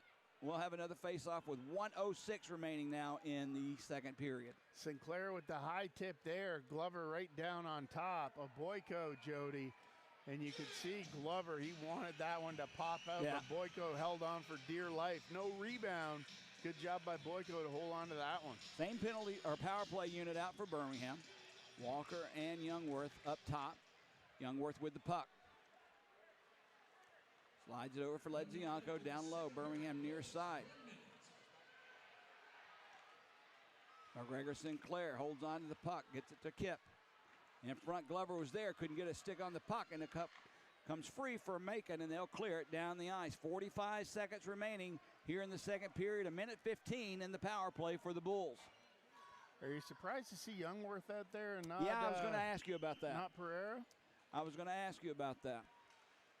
But yes, I am. Now Walker with the puck. Checked on the play by Deneen. Birmingham still holds on to the puck. Olenek back to Walker. Now for Scahill. Near side, C.J. Walker back to Scahill. For Ledzianko, takes that wrister, goes wide of the net. Olenek has the rebound. It bounced off his stick, and Macon takes it and clears the puck. Down to 10 seconds. This probably will do it for the period. As Wade almost had his pocket picked by Kelly. Holds on to the puck. Puck comes right through the slot in a sloppy power play the last 10 seconds of that period. Almost resulted in a giveaway that would have really cost, but it didn't. And Birmingham will go into the locker room same way they went into the first period with a 2-goal lead. Absolutely. This will be one, Jody, that they'll be talking about that coming in.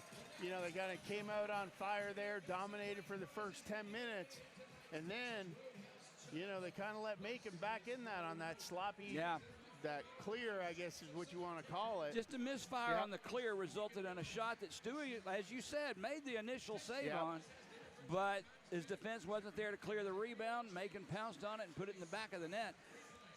That last 10 seconds, though, Greg, that's alarming. Yep. I mean, you had possession in your own end and gave it away twice.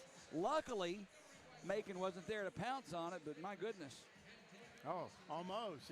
It's a good thing Macon was unaware of the clock as much as we were. So 31 seconds of power play time will remain for Birmingham as we begin the third period. It'll be interesting to see what that goal for Macon does when they come out here in the third period. This game, as I said all along, is far from over. Far from over. Anything can happen in 20 minutes, and especially with a 2-goal lead. But for right now, we'll take it. Birmingham leads Macon at the end of 2 periods of play, 3-1. We'll take a break. For Greg Drevany, I'm Jody Chernesky, and this is Birmingham Bulls Hockey.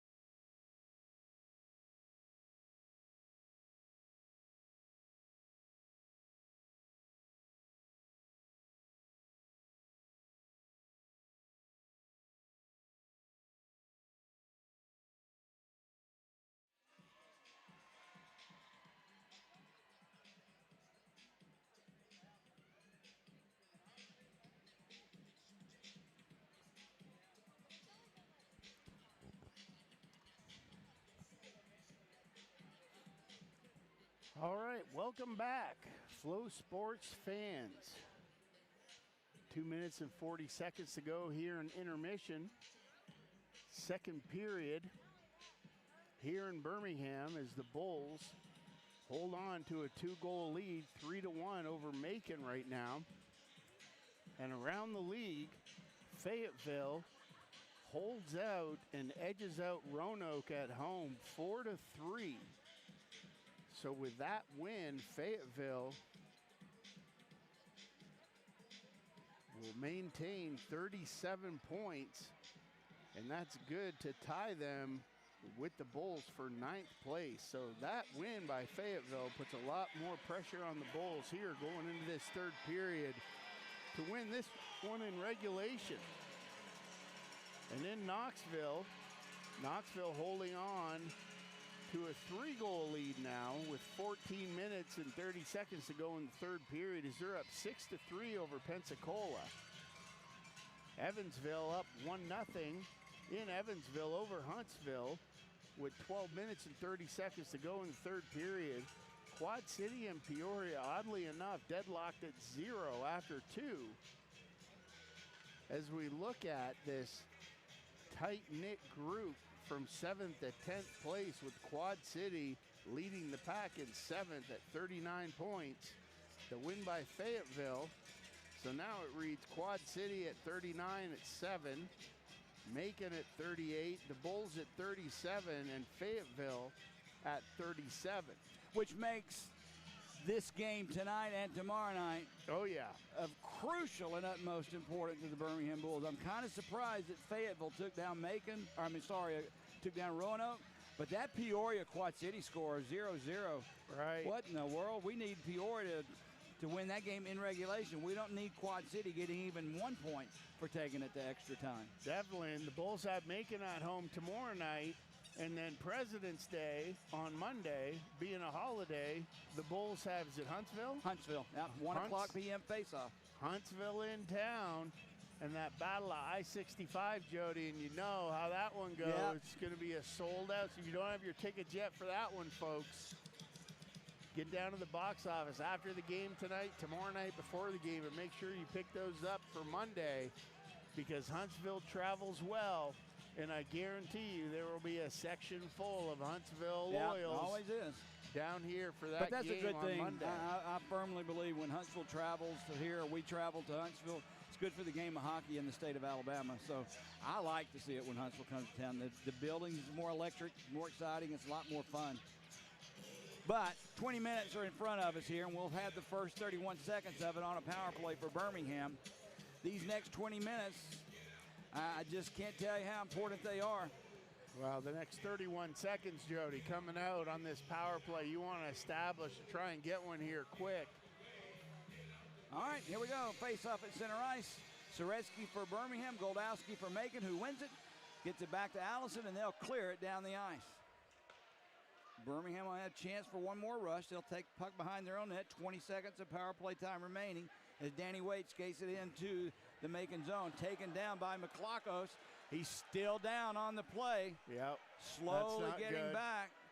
Grabbing that stick as Macon clears. He's complaining about no call. He was driven into the boards, very slow to get up. We'll keep an eye on him. He's had a rough time injury-wise as Macon has killed the penalty and are back at full and even strength. Boyko stops it behind his own net, whips it around the boards far side, and Ibarra chips it back to Goldowski. Back to Ibarra. Plays it behind the net, near side. Welsh will pick it up first. Back at the blue line, kept alive for the moment by Beers, but intercepted by Sinclair. He banks one off the boards into the Macon zone. On the near boards, Welch has it, gives it up to Witherspoon. Sinclair knocks it away from him. It goes to Wood, who will bring it in and catch up with it first. Far corner, Matt Wood. Lost the puck behind the net, taken away by Macon. And near side, Welch will take it. Gives it to Ibarra through the slot. Mateo Ibarra cuts far boards. Around the boards, he'll send it. Gagnon couldn't chip it out. Wood finds it. His pass dangerous through the slot, intercepted by Ibarra. Shot save made by Stewart, and I'm not sure he knew where that puck was. His pad was in the right spot and made the save as it was deflected. Macon putting the pressure on. Birmingham finds the puck. And they'll just lift one right down the center of the ice. No Played icing. behind the net. No icing is called. Macon whips it ahead. Played by McClockos. His shot, midsection save made by Stewart. And Greg, I contend that last save by Stewart before that, he was just down searching for the puck, and that left leg was parallel to the ice, on the ice, and that's why he stopped the puck. He never saw it. Well, that's why positioning's so important, Jody. You saw Stewart there. He just had great positioning on that one, and that puck came in. Funny bounce, but Stewie was there, kicked out that leg save, and I'm telling you, that's a big save because you get the feeling that we're one bad puck bounce away from having a different This is why I don't like game. two-goal leads. One puck goes in the net, and you got a war on your hands from there on. Now Boyko plays it around the far boards. Birmingham keeps it alive. Behind the net, Soretsky has it. Cody Walker lost it.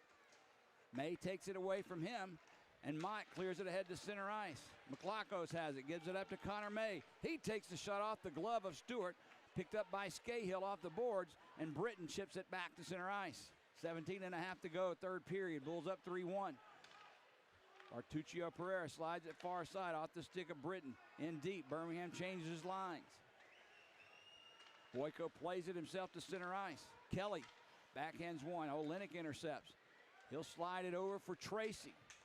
Nice pass from Tracy to Sinclair. Ledzianko is there. He couldn't get him the puck, though, and it's played by Rosenbaum far side. Goldowski has it. Sends it into the corner. Kelly goes in after it along with Sadowski. They couldn't come up with the puck. Now it comes around to the near corner, played by Goldowski. He's checked on the play, picked up by the Bulls, and they'll put it to center ice. Beers has it for Huffman, taken away from him by Ledzianko. Now he loses the puck. Kelly has it in front of his own bench. Slides it far boards, picked up by Glover. Nice backhand pass to C.J. Walker. Has weight coming in. It bounces over his stick. Had a chance all alone, but it bounced over Danny Wade's stick, and Macon will clear it into center ice for Ibarra. Nice chip over for Witherspoon. Drops it back. There's a shot taken far side. Ibarra, as Macon turned that real quickly. Welch has it. Sends it on the near boards. Birmingham can't clear. Krupinski, good job gloving it, keeping it alive for Macon, for Witherspoon. Back to Krupinski, a shot save made by Stewart, and Macon has came out to play a different brand of hockey in this third period, Greg. Yeah, definitely. In the first period, Jody, it was all Bulls controlling the puck, maintaining the tempo. Everything was tape to tape, and now it just seems like it's totally the opposite. Yeah. Macon's the one controlling the play, having good escapes out of their zone, through the neutral zone, turning into quick opportunities down on Hayden Stewart. So far, he's answered the bell, and Stewie's going to have to close the door here. Again, having problems dropping the faceoff. Used to be a linesman back in the WHA days. Name was Mickey Jaskol. I'll never forget it. We hated the guy because he never would drop the puck fairly. Again, the linesman with a chance to drop the puck doesn't. Finally, back to Allison. Allison takes a slap shot. Wow. That one almost got passed on the deflection. Played in the corner. Now back behind the net for May. He loses the puck. Birmingham's Cody Walker loses it, gets it back, lifts it high and out of play. Walker having a tough time on that shift. Yep, you could definitely see there, spun around. And that's one thing, he's going to have to settle in, Jody. Not sure if he was playing before or where he came in, but he's only just got it's in his town, first game, right? you know. A couple days ago. Little nerves here and not quite sure how much he should step into the play. He's new guy on the block. I don't know, but that was a rough shift. He'll try it again. Face off in the Bulls zone. There's a shot right off the draw by Mott, goes wide. Birmingham tries to chip it out. Cody Walker does, gets it to center ice, but right into Macon, and Parker Allison sets it right back up for Mott. Taken away by Scahill. Mott takes it right back. Off the stick of Mott in front of the Bulls bench. Messier now back on the ice. He sends it in, but right to a Bulls defenseman, and back comes Birmingham's Pereira. Artuccio Pereira sends it in deep. Played behind the net. Deneen is there for Macon. Centers a pass off the stick of Goldowski near side. Drake Glover sends the floater in, save made by Boyko. He'll leave it for Huffman. Forwards for Deneen, ahead for Kelly. Kelly knocked off the play by Tracy. Loose puck at center ice. Birmingham sends it right back in. Huffman has it for Macon. Britton checks his own man. He misfires and hit Gronick. Loose puck at center ice, played by Goldowski into the Bull zone. Sadowski on him. Goldowski comes out with a puck. Centers a pass right through the crease. Into the near corner, Sadowski will play it off the boards for Tracy. Tracy loses his edge but manages to get it to center ice. Glover backhands one in. He'll come off for a change. Now Boyko plays it himself through center ice. McLachos has it. He has Witherspoon streaking, chipped away from him. Now Sinclair tries to get it out. McLachos was there. He couldn't hold it in. Olenek gets it past Rosenbaum into the near corner in the Macon zone. He'll tie his man up. Loose puck picked up by Rosenbaum. Kipledzianko on him. Olenek takes it. He'll slide it into the near corner. Sinclair with it for Kipledzianko. Centers one for Olenek, tipped away from him. Olenek comes up with the puck though. Slides it behind the net. Now Beers and Ledzianko go down. Macon has it. McLachos, he'll set it out back into the Bull zone. 13:44 to go here in the third period. Bulls, I don't want to say the word clinging, but that's what it feels like to a 3-1 lead. In their own zone, off the boards, gets to Glover. Avoids Wake, gets it near side for C.J. Walker. Krupinski ties him up. Now Connor May gets the puck. He'll slide it near side for Kelly. Justin Kelly with it. Nice pass ahead. Gets past Mott into the Bulls zone. Scahill will have it. Banks one but loses it to May. May tried a centering pass, knocked away by the Bulls, and Danny Wade picks one up, banks one off the glass, and out to center ice. Mott chips one in.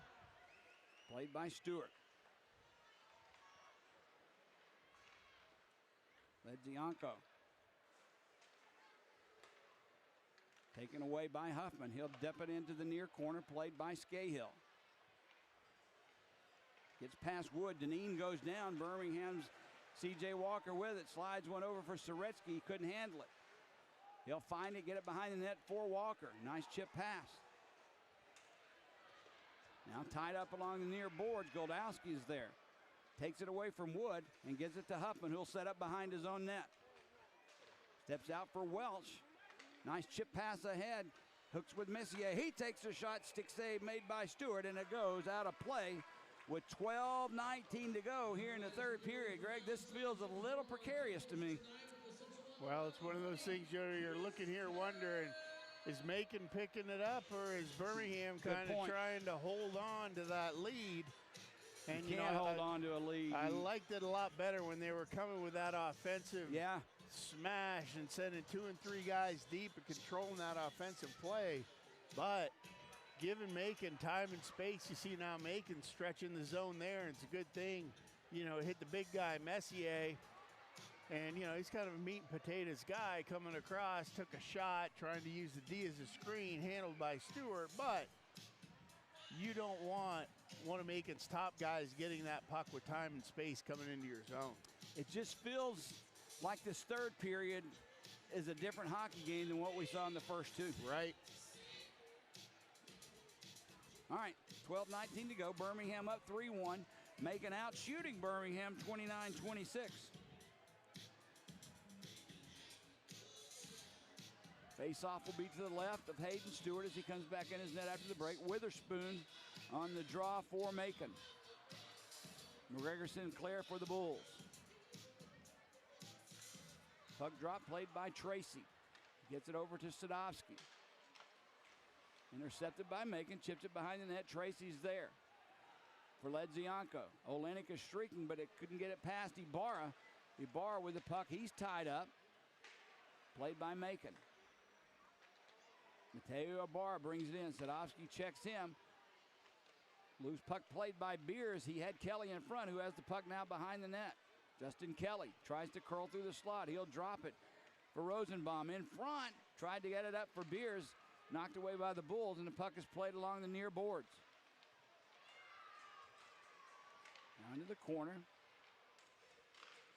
There's Rosenbaum, a shot. Looked like he hurt his hand on that. He went down, but the puck somehow gets past everyone into the corner. Rosenbaum has it. Ahead for Witherspoon off his stick.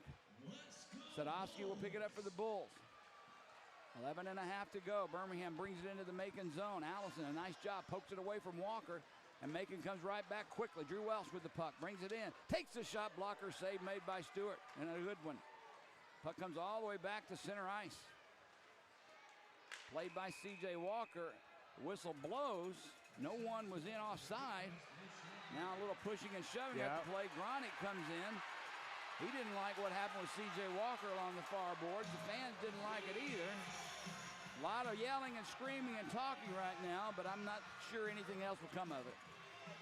Well, definitely needs to be something to get a little bit of the dander up here on the Bulls, Jody, because right now I've got Macon on an 8-1 run for shots on goal here in the third period. I can believe it. Feels like it.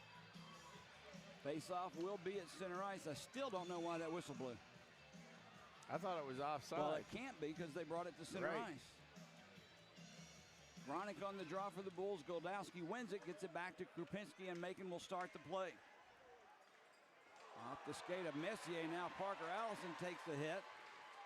Gets back up. That was Kenny Britton who delivered that. Puck comes into the Macon zone. Krupinski has it. He'll set the play behind his own net. Gronick watches him. Parker Allison with the puck. He takes a big hit by Gronick. Looks like Parker Allison is the marked man for Macon. There's a centering pass. Mott had it. Look out. It's still in front. It comes back to May. Takes the backhander shot. Never made it through. Birmingham fortunate there, and they'll skate it through center ice. C.J. Walker will dump it in.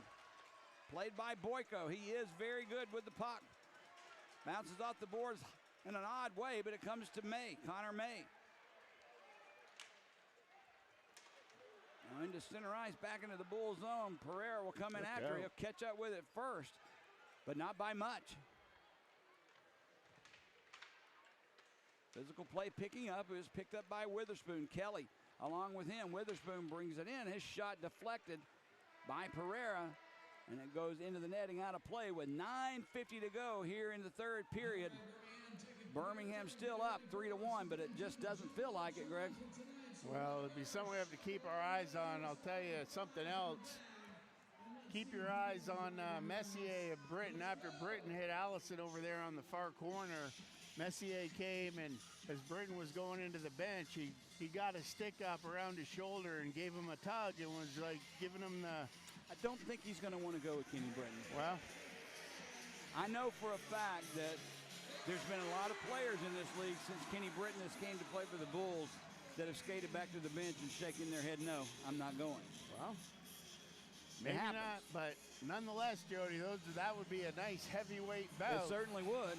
Now, I've never seen Max Messier fight, but I've seen Kenny Britton. Oh, yeah. Glover out will Walker and Danny Wake. Sadowski on defense. Every possession in the Bull zone is so critical right now, Joe. Yeah. You just got to clear the blue line, play north and south hockey, keep it simple. Ibarra on the draw for Macon.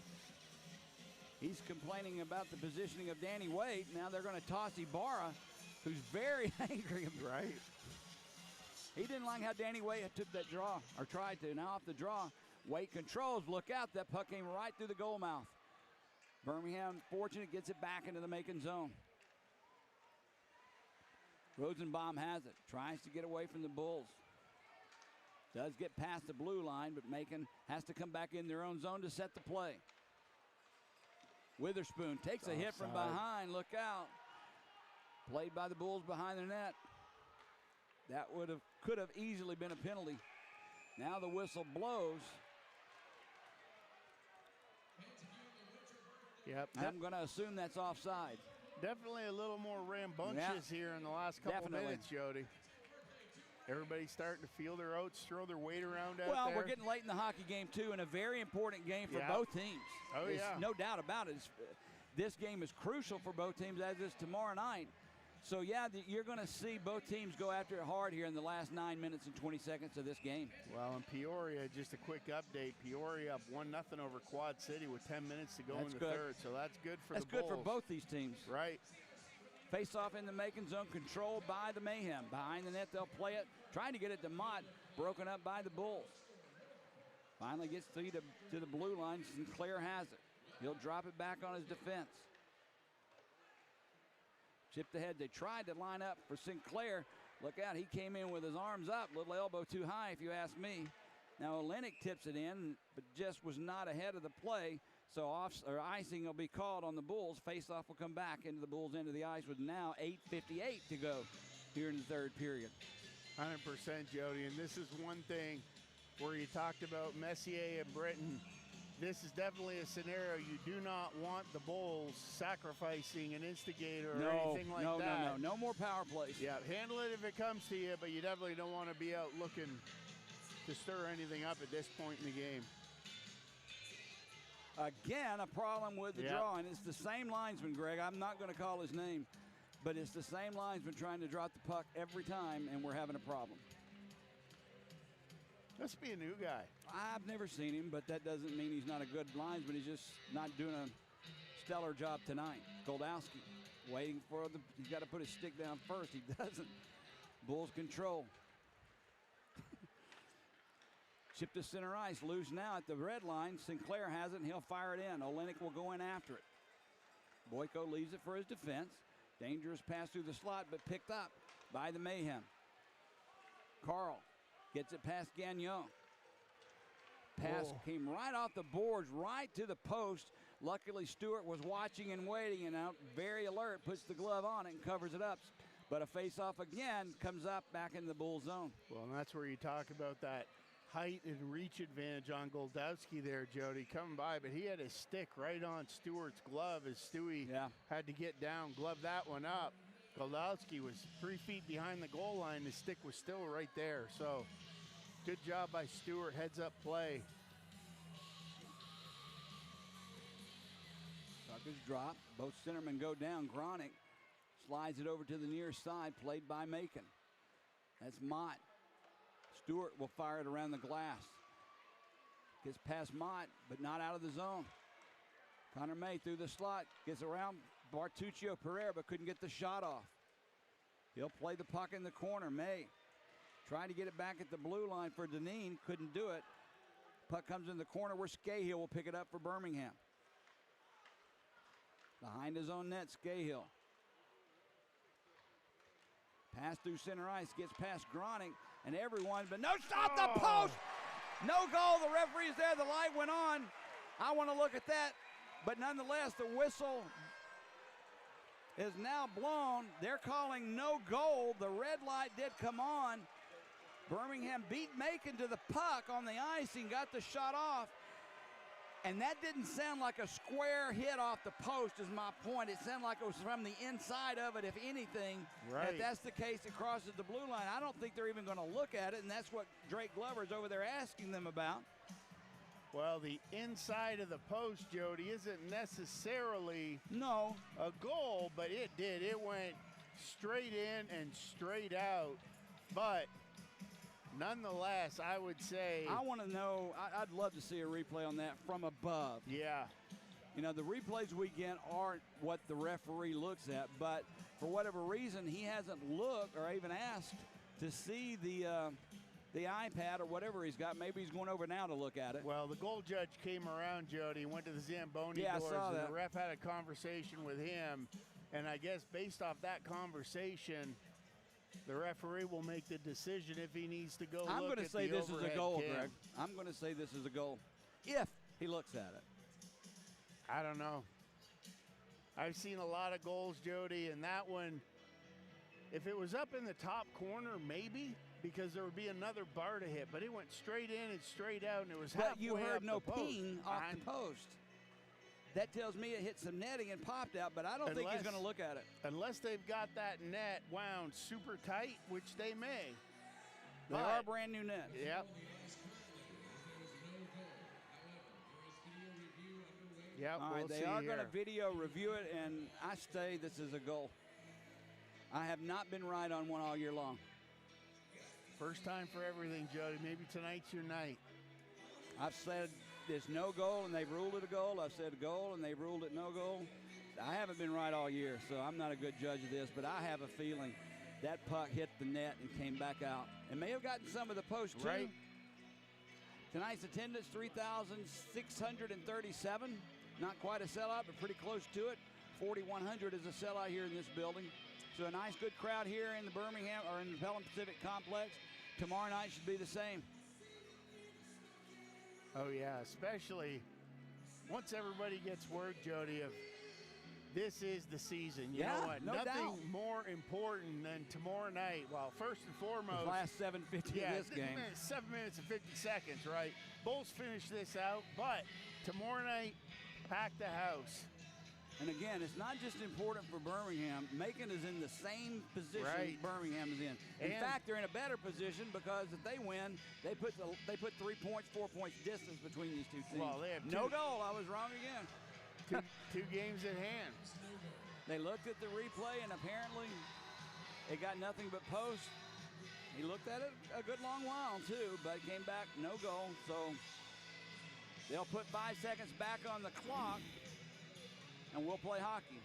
Well, next time, Jody, no matter what you think, Go the say it opposite. was a goal Okay. or not. No goal. I'm telling you, I haven't been right all year long. No. They're still discussing it. I'm not quite sure. Right now, there are 7 Macon Mayhem players on the ice. A couple of them will have to come off, and they do. Face off at center ice. Huffman just broke his stick just lining up. Yeah. Had a lot of trouble with sticks this year. All around the league.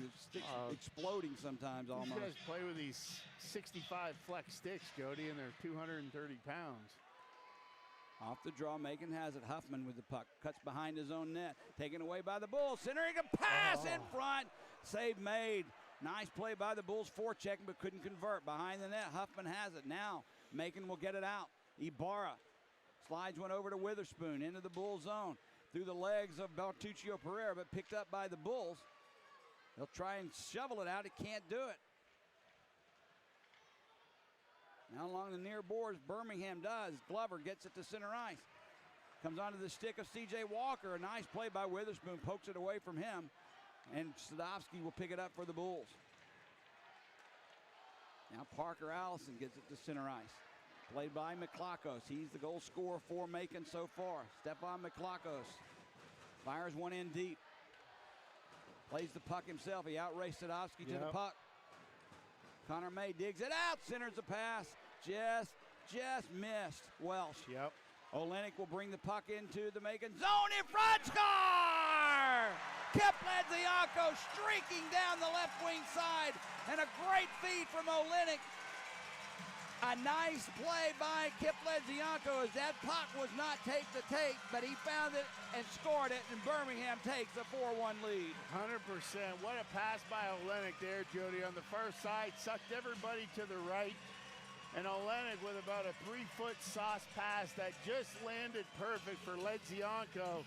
Just a choke down on his stick and bang that one home past a sliding Boyko. Bulls up by 3. That's a big goal. 4-1. What a goal by Ledzianko. Remember, this is only the second time this season that Josh Boyko has given up more than 3 goals in a game. And I'm still not comfortable. 4-1 Bulls lead makes me a little more comfortable, though. Off the draw, he's in front. Loose puck, score! A shot taken from the point. The save was made. The rebound lie loose. Macon's defense was nowhere to be seen, and I believe Soreski was right there to pounce on it, and he'll get that 5th goal for the Birmingham Bulls to go up 5-1. Well, good for Soretsky there, Jody. You know, there's a guy who's been struggling to put the puck in the net all year long. He's got 1 goal, 15 assists on the year, and he just got paid off there in deuces. Just being right spot, right time. Big rebound by Boyko, and Soretsky was right there just to backhand that one in. That actually hit a defenseman's skate in front, never made it through to Boyko, and then the puck was lying loose there for Soretsky, who buried it. 5-1 Bulls, 6.5 to go here in the third. We'll get the assist in a moment. Back to action, Witherspoon has it. He gets it up to Huffman. Taken away from him, Walker will bring it in. Or Glover, that is, Glover. Lost control of it, taken by Macon. They'll cough it up. Just outside the Macon blue line, Gagnon sends it in. Now I feel better, Greg. Macon sets up behind their own net. Caleb Huffman with the puck. I still want to finish strong and send a message for tomorrow night. You don't want to do anything weak now. Right. Huffman banks one off the boards into the center ice. Welsh sends it in deep. Gronick with the puck. Off the boards, past Olenek. Back into the Macon zone. Icing will be called. Gagnon and Wood on the assist. I still don't have the assist on Ledzianko's goal. We'll look that up for you in a second. The Ledzianko goal just came seconds before this last one by Soretsky. The first goal at 13-13, and the next one only 12 seconds later. Ledzianko from Tracy and Sadovsky at 13-13. 12 seconds later, Soretsky from Gagnon, Wood. Off the draw, 5.5 to go. Birmingham through center ice. Olenek brings the puck in. Look out. There's a centering pass for Sinclair, knocked away by Krupinski. There's a shot just from the top of the faceoff circle. Gets past everyone. Banks off Boyko. Behind the net. Played by Carl. He'll get it up to Connor May. He sends one in deep. Banks off the boards, back off the back of the net. Puck played along the near or far boards. I thought that was offside, and they will call it offside, as Beers couldn't hold it in. Offside, glove pass, one of the two. But good effort there by Beers to keep it in. Just came out past the blue line. We have our last media timeout of the period, providing, please, we don't have any extra time tonight, do we? We're going to end this game in regulation, right, Greg? 100%. Okay. I still maintain the story of my uncle and my dad. They're both gone now. But when my dad was a kid living in Welland, Ontario, Toronto Maple Leafs were losing to the Boston Bruins 7-1. And my uncle got mad and went home. That was before radio was in every house, not just TV. The next day, my dad stayed and listened, and the Leafs came back to win 8-7. And my uncle had a few choice words for him that I can't say on the air. Told him to leave him alone, basically, and then he found out when the newspaper came out that it was true. So anything can happen. But at 5-1, I feel good about this at this point. Well, what I feel good about, Jody, is that the scoring was spread out by the Bulls. It's a bunch of different characters. Not just that top line. You got it. Britton sends one far boards, bounces off of there. Beers and Gronick going after it. Played along the wall. Birmingham has it. Gets past Gronick, back behind the net. Boyko will play it himself around the near boards. And they'll get out into center ice. Picking it up there is Miklakos. Started the year in Roanoke. Gets it back to Mott for Rosenbaum. Rosenbaum takes the hit, but gets the puck behind the net. Goldowski has it. Tried to center one out for Mott, couldn't do it. Birmingham intercepts and clears it down the ice. Now, rule icing on the play, just gets past that goal line. So with 4:19 to go now in the third period, Birmingham will try and bring this one home. Yep, and on that icing, Jody, here's where your second referee comes into play, because he was right down there in front of the Bulls bench directing traffic, letting everybody know he saw who was on the ice to get back out there, because you're not getting off the ice yet. I really do wish we could do this every night in the SPHL, but there's a manpower problem as far as the officiating is concerned. There's just not enough linesmen and referees to man 4 people out there every night. It's sad, but it's just the way it is. Now Kelly, he took the shot. That one bounced off Gronick, kind of feeling that one on his arm a bit, but it goes out of play. So we'll face off again in the Bull zone.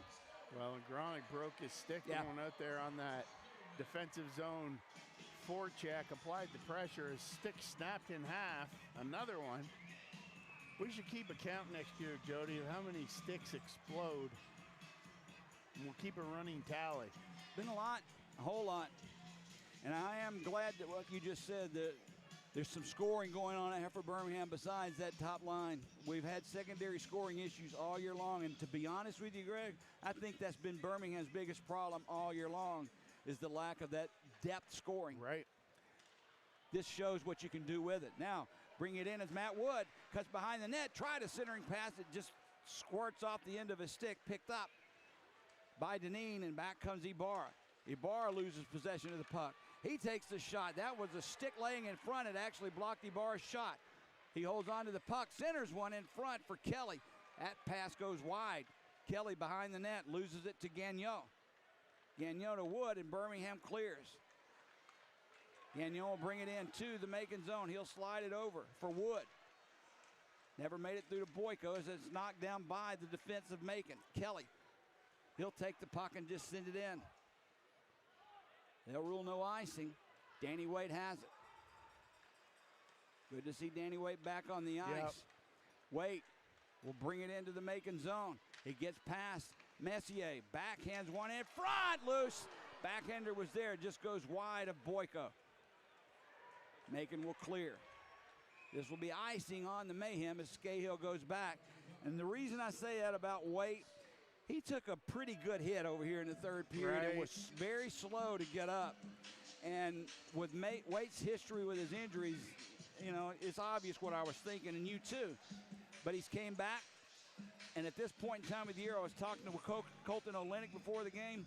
There's nobody out there that's 100%. Right. You're either hurt or you're injured, though. You can play if you're hurt. If you're injured, that's another story. Scale takes the shot, sticked aside by Boyko. Now Waite puts his weight into Krupinski. Waite goes down, as does Connor May. Loose puck at center ice, played by Nathan Carl. He takes a hit from Pereira, and Pereira's going to get the call, probably a high stick on the play. So Macon will go back on the power play late in the game. Luckily for Birmingham, with a 4-goal lead and 2:43 to go, it might not matter, but this will be 6th power play of the night for Macon. Well, one of those things, Jody. You ever play Mike Tyson's Punch-Out? No. On Nintendo? Well, there was a boxer on there, and he was called Glass Joe. And Glass Joe was one of the first boxers you've seen, but, I mean, he would always get injured during the fight. And when I see Waite going, driving wide, coming down low, I'm just like, I just don't want to see him get hit ever. Yeah, I'm with you. I get nervous when I see somebody taking a run at him. The penalty call was interference. Power play result for Macon. Krupinski almost had it taken away by Ledzianko, but it gets into Mott. Mott's not had a bad game for Macon in his first time out either. He's had a lot of ice time as well. Birmingham clears it just outside their own blue line. Krupinski has it. Can't get it in deep, so they'll play it, bring it right back out to their own blue line. Parker Allison with it. Drops it for Krupinski. They've been playing together on the defensive pair all night. Krupinski will bring it in. Chips one to himself out in front. That one almost got past, but it went wide to the far post. Nice play by Krupinski. Along the far boards, Olenek and Mott fighting for the puck. Comes free for Olenek, he couldn't clear. Kept in nicely by Parker Allison. He can't get it past Soretsky, though, and it comes outside. Macon will have to vacate the Bull zone. 1.5 minutes to go here in this third period. Justin Kelly with it. Slides it over for Ibarra. Takes the shot. Nice defensive play in front. Blocks it wide. Gagnon with that block. Back to Beers. He takes the shot. That was knocked down in front as well. Kelly in front looking for Rosenbaum. Shot didn't come. Now Witherspoon does, and he scores. Loose puck found the stick of Connor Witherspoon. There's a little hairy carry out in front of Hayden Stewart. I hate that for Hayden. Right. Played a heck of a game. I'd like to have seen that goal off the board, not go on the board, that is, because if you can remember the first goal, I don't blame Hayden Stewart for it all. He made the save. No one was there to clear the rebound, and that one, there was just nobody clearing the puck. Second goal of the night. This one coming at 18:49 of the third period of play. Makes the score 5-2 Birmingham. Well, better now with 1:11, and we're up by 4 at the time, Jody, as opposed to back when there were 6 minutes left. Yeah, that's a power play goal for Macon.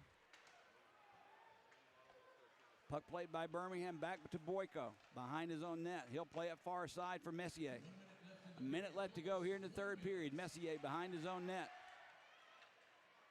Gets it ahead for Connor May through center ice, has Welsh with him.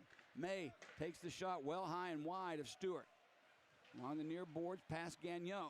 May will keep it alive for Macon. For Pereira. Pereira gets it to center ice. Nice pass ahead for Walker. Cody Walker with the puck.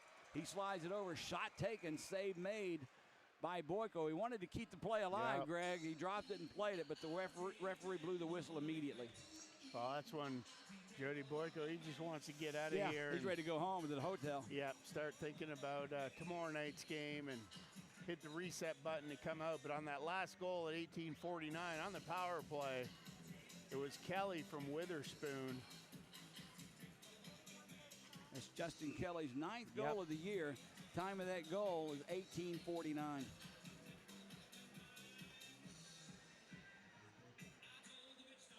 Face off to the left of Boyko, controlled by the Bulls, but it splits the two defensemen and gets it past everyone. Boyko will play it behind the net. Now whistle is blown. Yeah, offside on. I don't know about that. The referee has blown the whistle and he's over at the scorer's table. He may be calling another penalty. Everyone kind of standing around looking at themselves, wondering what's going on. Well, Wood was offside. He didn't make his way back out. So it'll be interesting to see what they get together here and call. Big discussion here at the Macon blue line. I think they're going to bring the face-off to the right of Boyko. But to this is the second time this game, I don't know why a whistle was blown. The linesman and referee, they're all conversing about this too. Now they'll bring the puck outside the Macon zone. This is the right call. Well, what's the call? Offside on Wood. All of that for an offside? Well, just saying. Off the draw, Macon control. Lost possession of the puck, though. Birmingham has it. It's center ice. Soretsky sends one into the far corner. We're under 30 seconds to go. Allison will play it near side for Nathan Carl. Britton on the ice. Look out. Nathan Carl with the puck now through center ice. Down to 10 seconds to go. He gets past Tracy, but Sadowski's there to pick up the slack. Gets it back to Tracy. 5 seconds to go. Puck at center ice. Birmingham's Britton will just hold on to it, and that'll do it. A huge, huge, huge win, and I can't emphasize that enough for the Birmingham Bulls. Not only did they come out and win the game, they actually took the play to Macon for most of the game. I had to give Macon that third period, but Birmingham jumped out early, jumped out hard, took control of the game, and then put it away late in the third with a couple of quick goals, 13 or 12 seconds apart, and take down the Macon Mayhem 5-2. With that win, Birmingham now improves to 17-18-1, 39 points on the season. And more importantly, we maintain our 2-point lead over Fayetteville, but we also jump Macon. And we're in 8th place now. And we're now in 8th place. Macon is in 9th. And depending on what Quad Cities does or doesn't do, Quad City, we're a point behind them. Right, so. No, actually, we would be tied with Quad City. Well, Quad City won. You're kidding me. At the end of regulation, they won 2-1. So Quad City's at 41. Knoxville's at 41. So that 6th place at 41 points is Knoxville. Quad City in 7th at 41.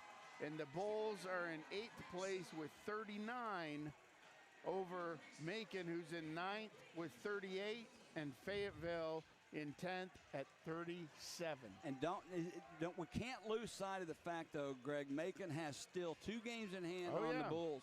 But with this win, that means that every time Macon comes on the ice when Birmingham's not playing, they got to win. Because if they don't, those games in hand mean nothing at all. So Wow. a huge win tonight for the Birmingham Bulls, which sets up an even larger game tomorrow night against the same Macon Mayhem team. I will promise you this. The Macon Mayhem are going to come out tomorrow night with fire in their eyes and you know what in their rear end. And I believe there's going to be a very, very, very physical game Macon's going to bring to Birmingham because they can't skate with Birmingham. Well, definitely. And you can see those big defense got exposed early by the Bulls, Jody. And if there's something I'm focusing on going into tomorrow night, that's it. Get the pucks deep, use your speed, get around these D, because with pressure, that's when the Bulls capitalized on a lot of turnovers and, bad clearing attempts by Macon. Because on the flip side, when Macon can establish control in Birmingham's zone, that causes the Bulls some problems clearing their own zone. So it's going to be that situation, and with the correlation going to football, Jody, you want to spend as much time as you can in the opposition zone, especially in the red zone. The one thing I would like to see Birmingham clean up tomorrow is no second and third chances off making shots. That puck comes in, your goalie makes a save, you got to move the puck. You got to get it out of there. I don't care where, but you got to get it out of there. Both goals for Macon were simply because of that tonight. We could not clear the puck away in time until they got that shot. But either way, no complaints from me. Great hockey game tonight, great game plan, great execution, great hustle, and great work ethic. Birmingham comes out with a 5-2 win. Sareski gets the third star. Sadovsky gets the second star. I'm not sure who they're going to give the first star to. McGregor Sinclair. Ledzianko. I say Sinclair, but I don't know. We'll see. Yeah. Sinclair does get the first star of the game. He earned it. Goal and assist tonight, and he's played well in front of the net, played well when he didn't have the puck, which is most important. Big on those draws, too, Jody. Very, very true, Greg. I forgot about that. Yep. Very important centerman for the Birmingham Bulls. Okay. Well, that's going to do it. I'm going to pack this stuff up. We'll come back same time, same place tomorrow night, and hopefully have the same result. All right? Amen. All right. For Greg Drevany, I'm Jody Chernesky. Birmingham takes a 5-2 win over the Macon Mayhem. Thanks for joining us, everyone.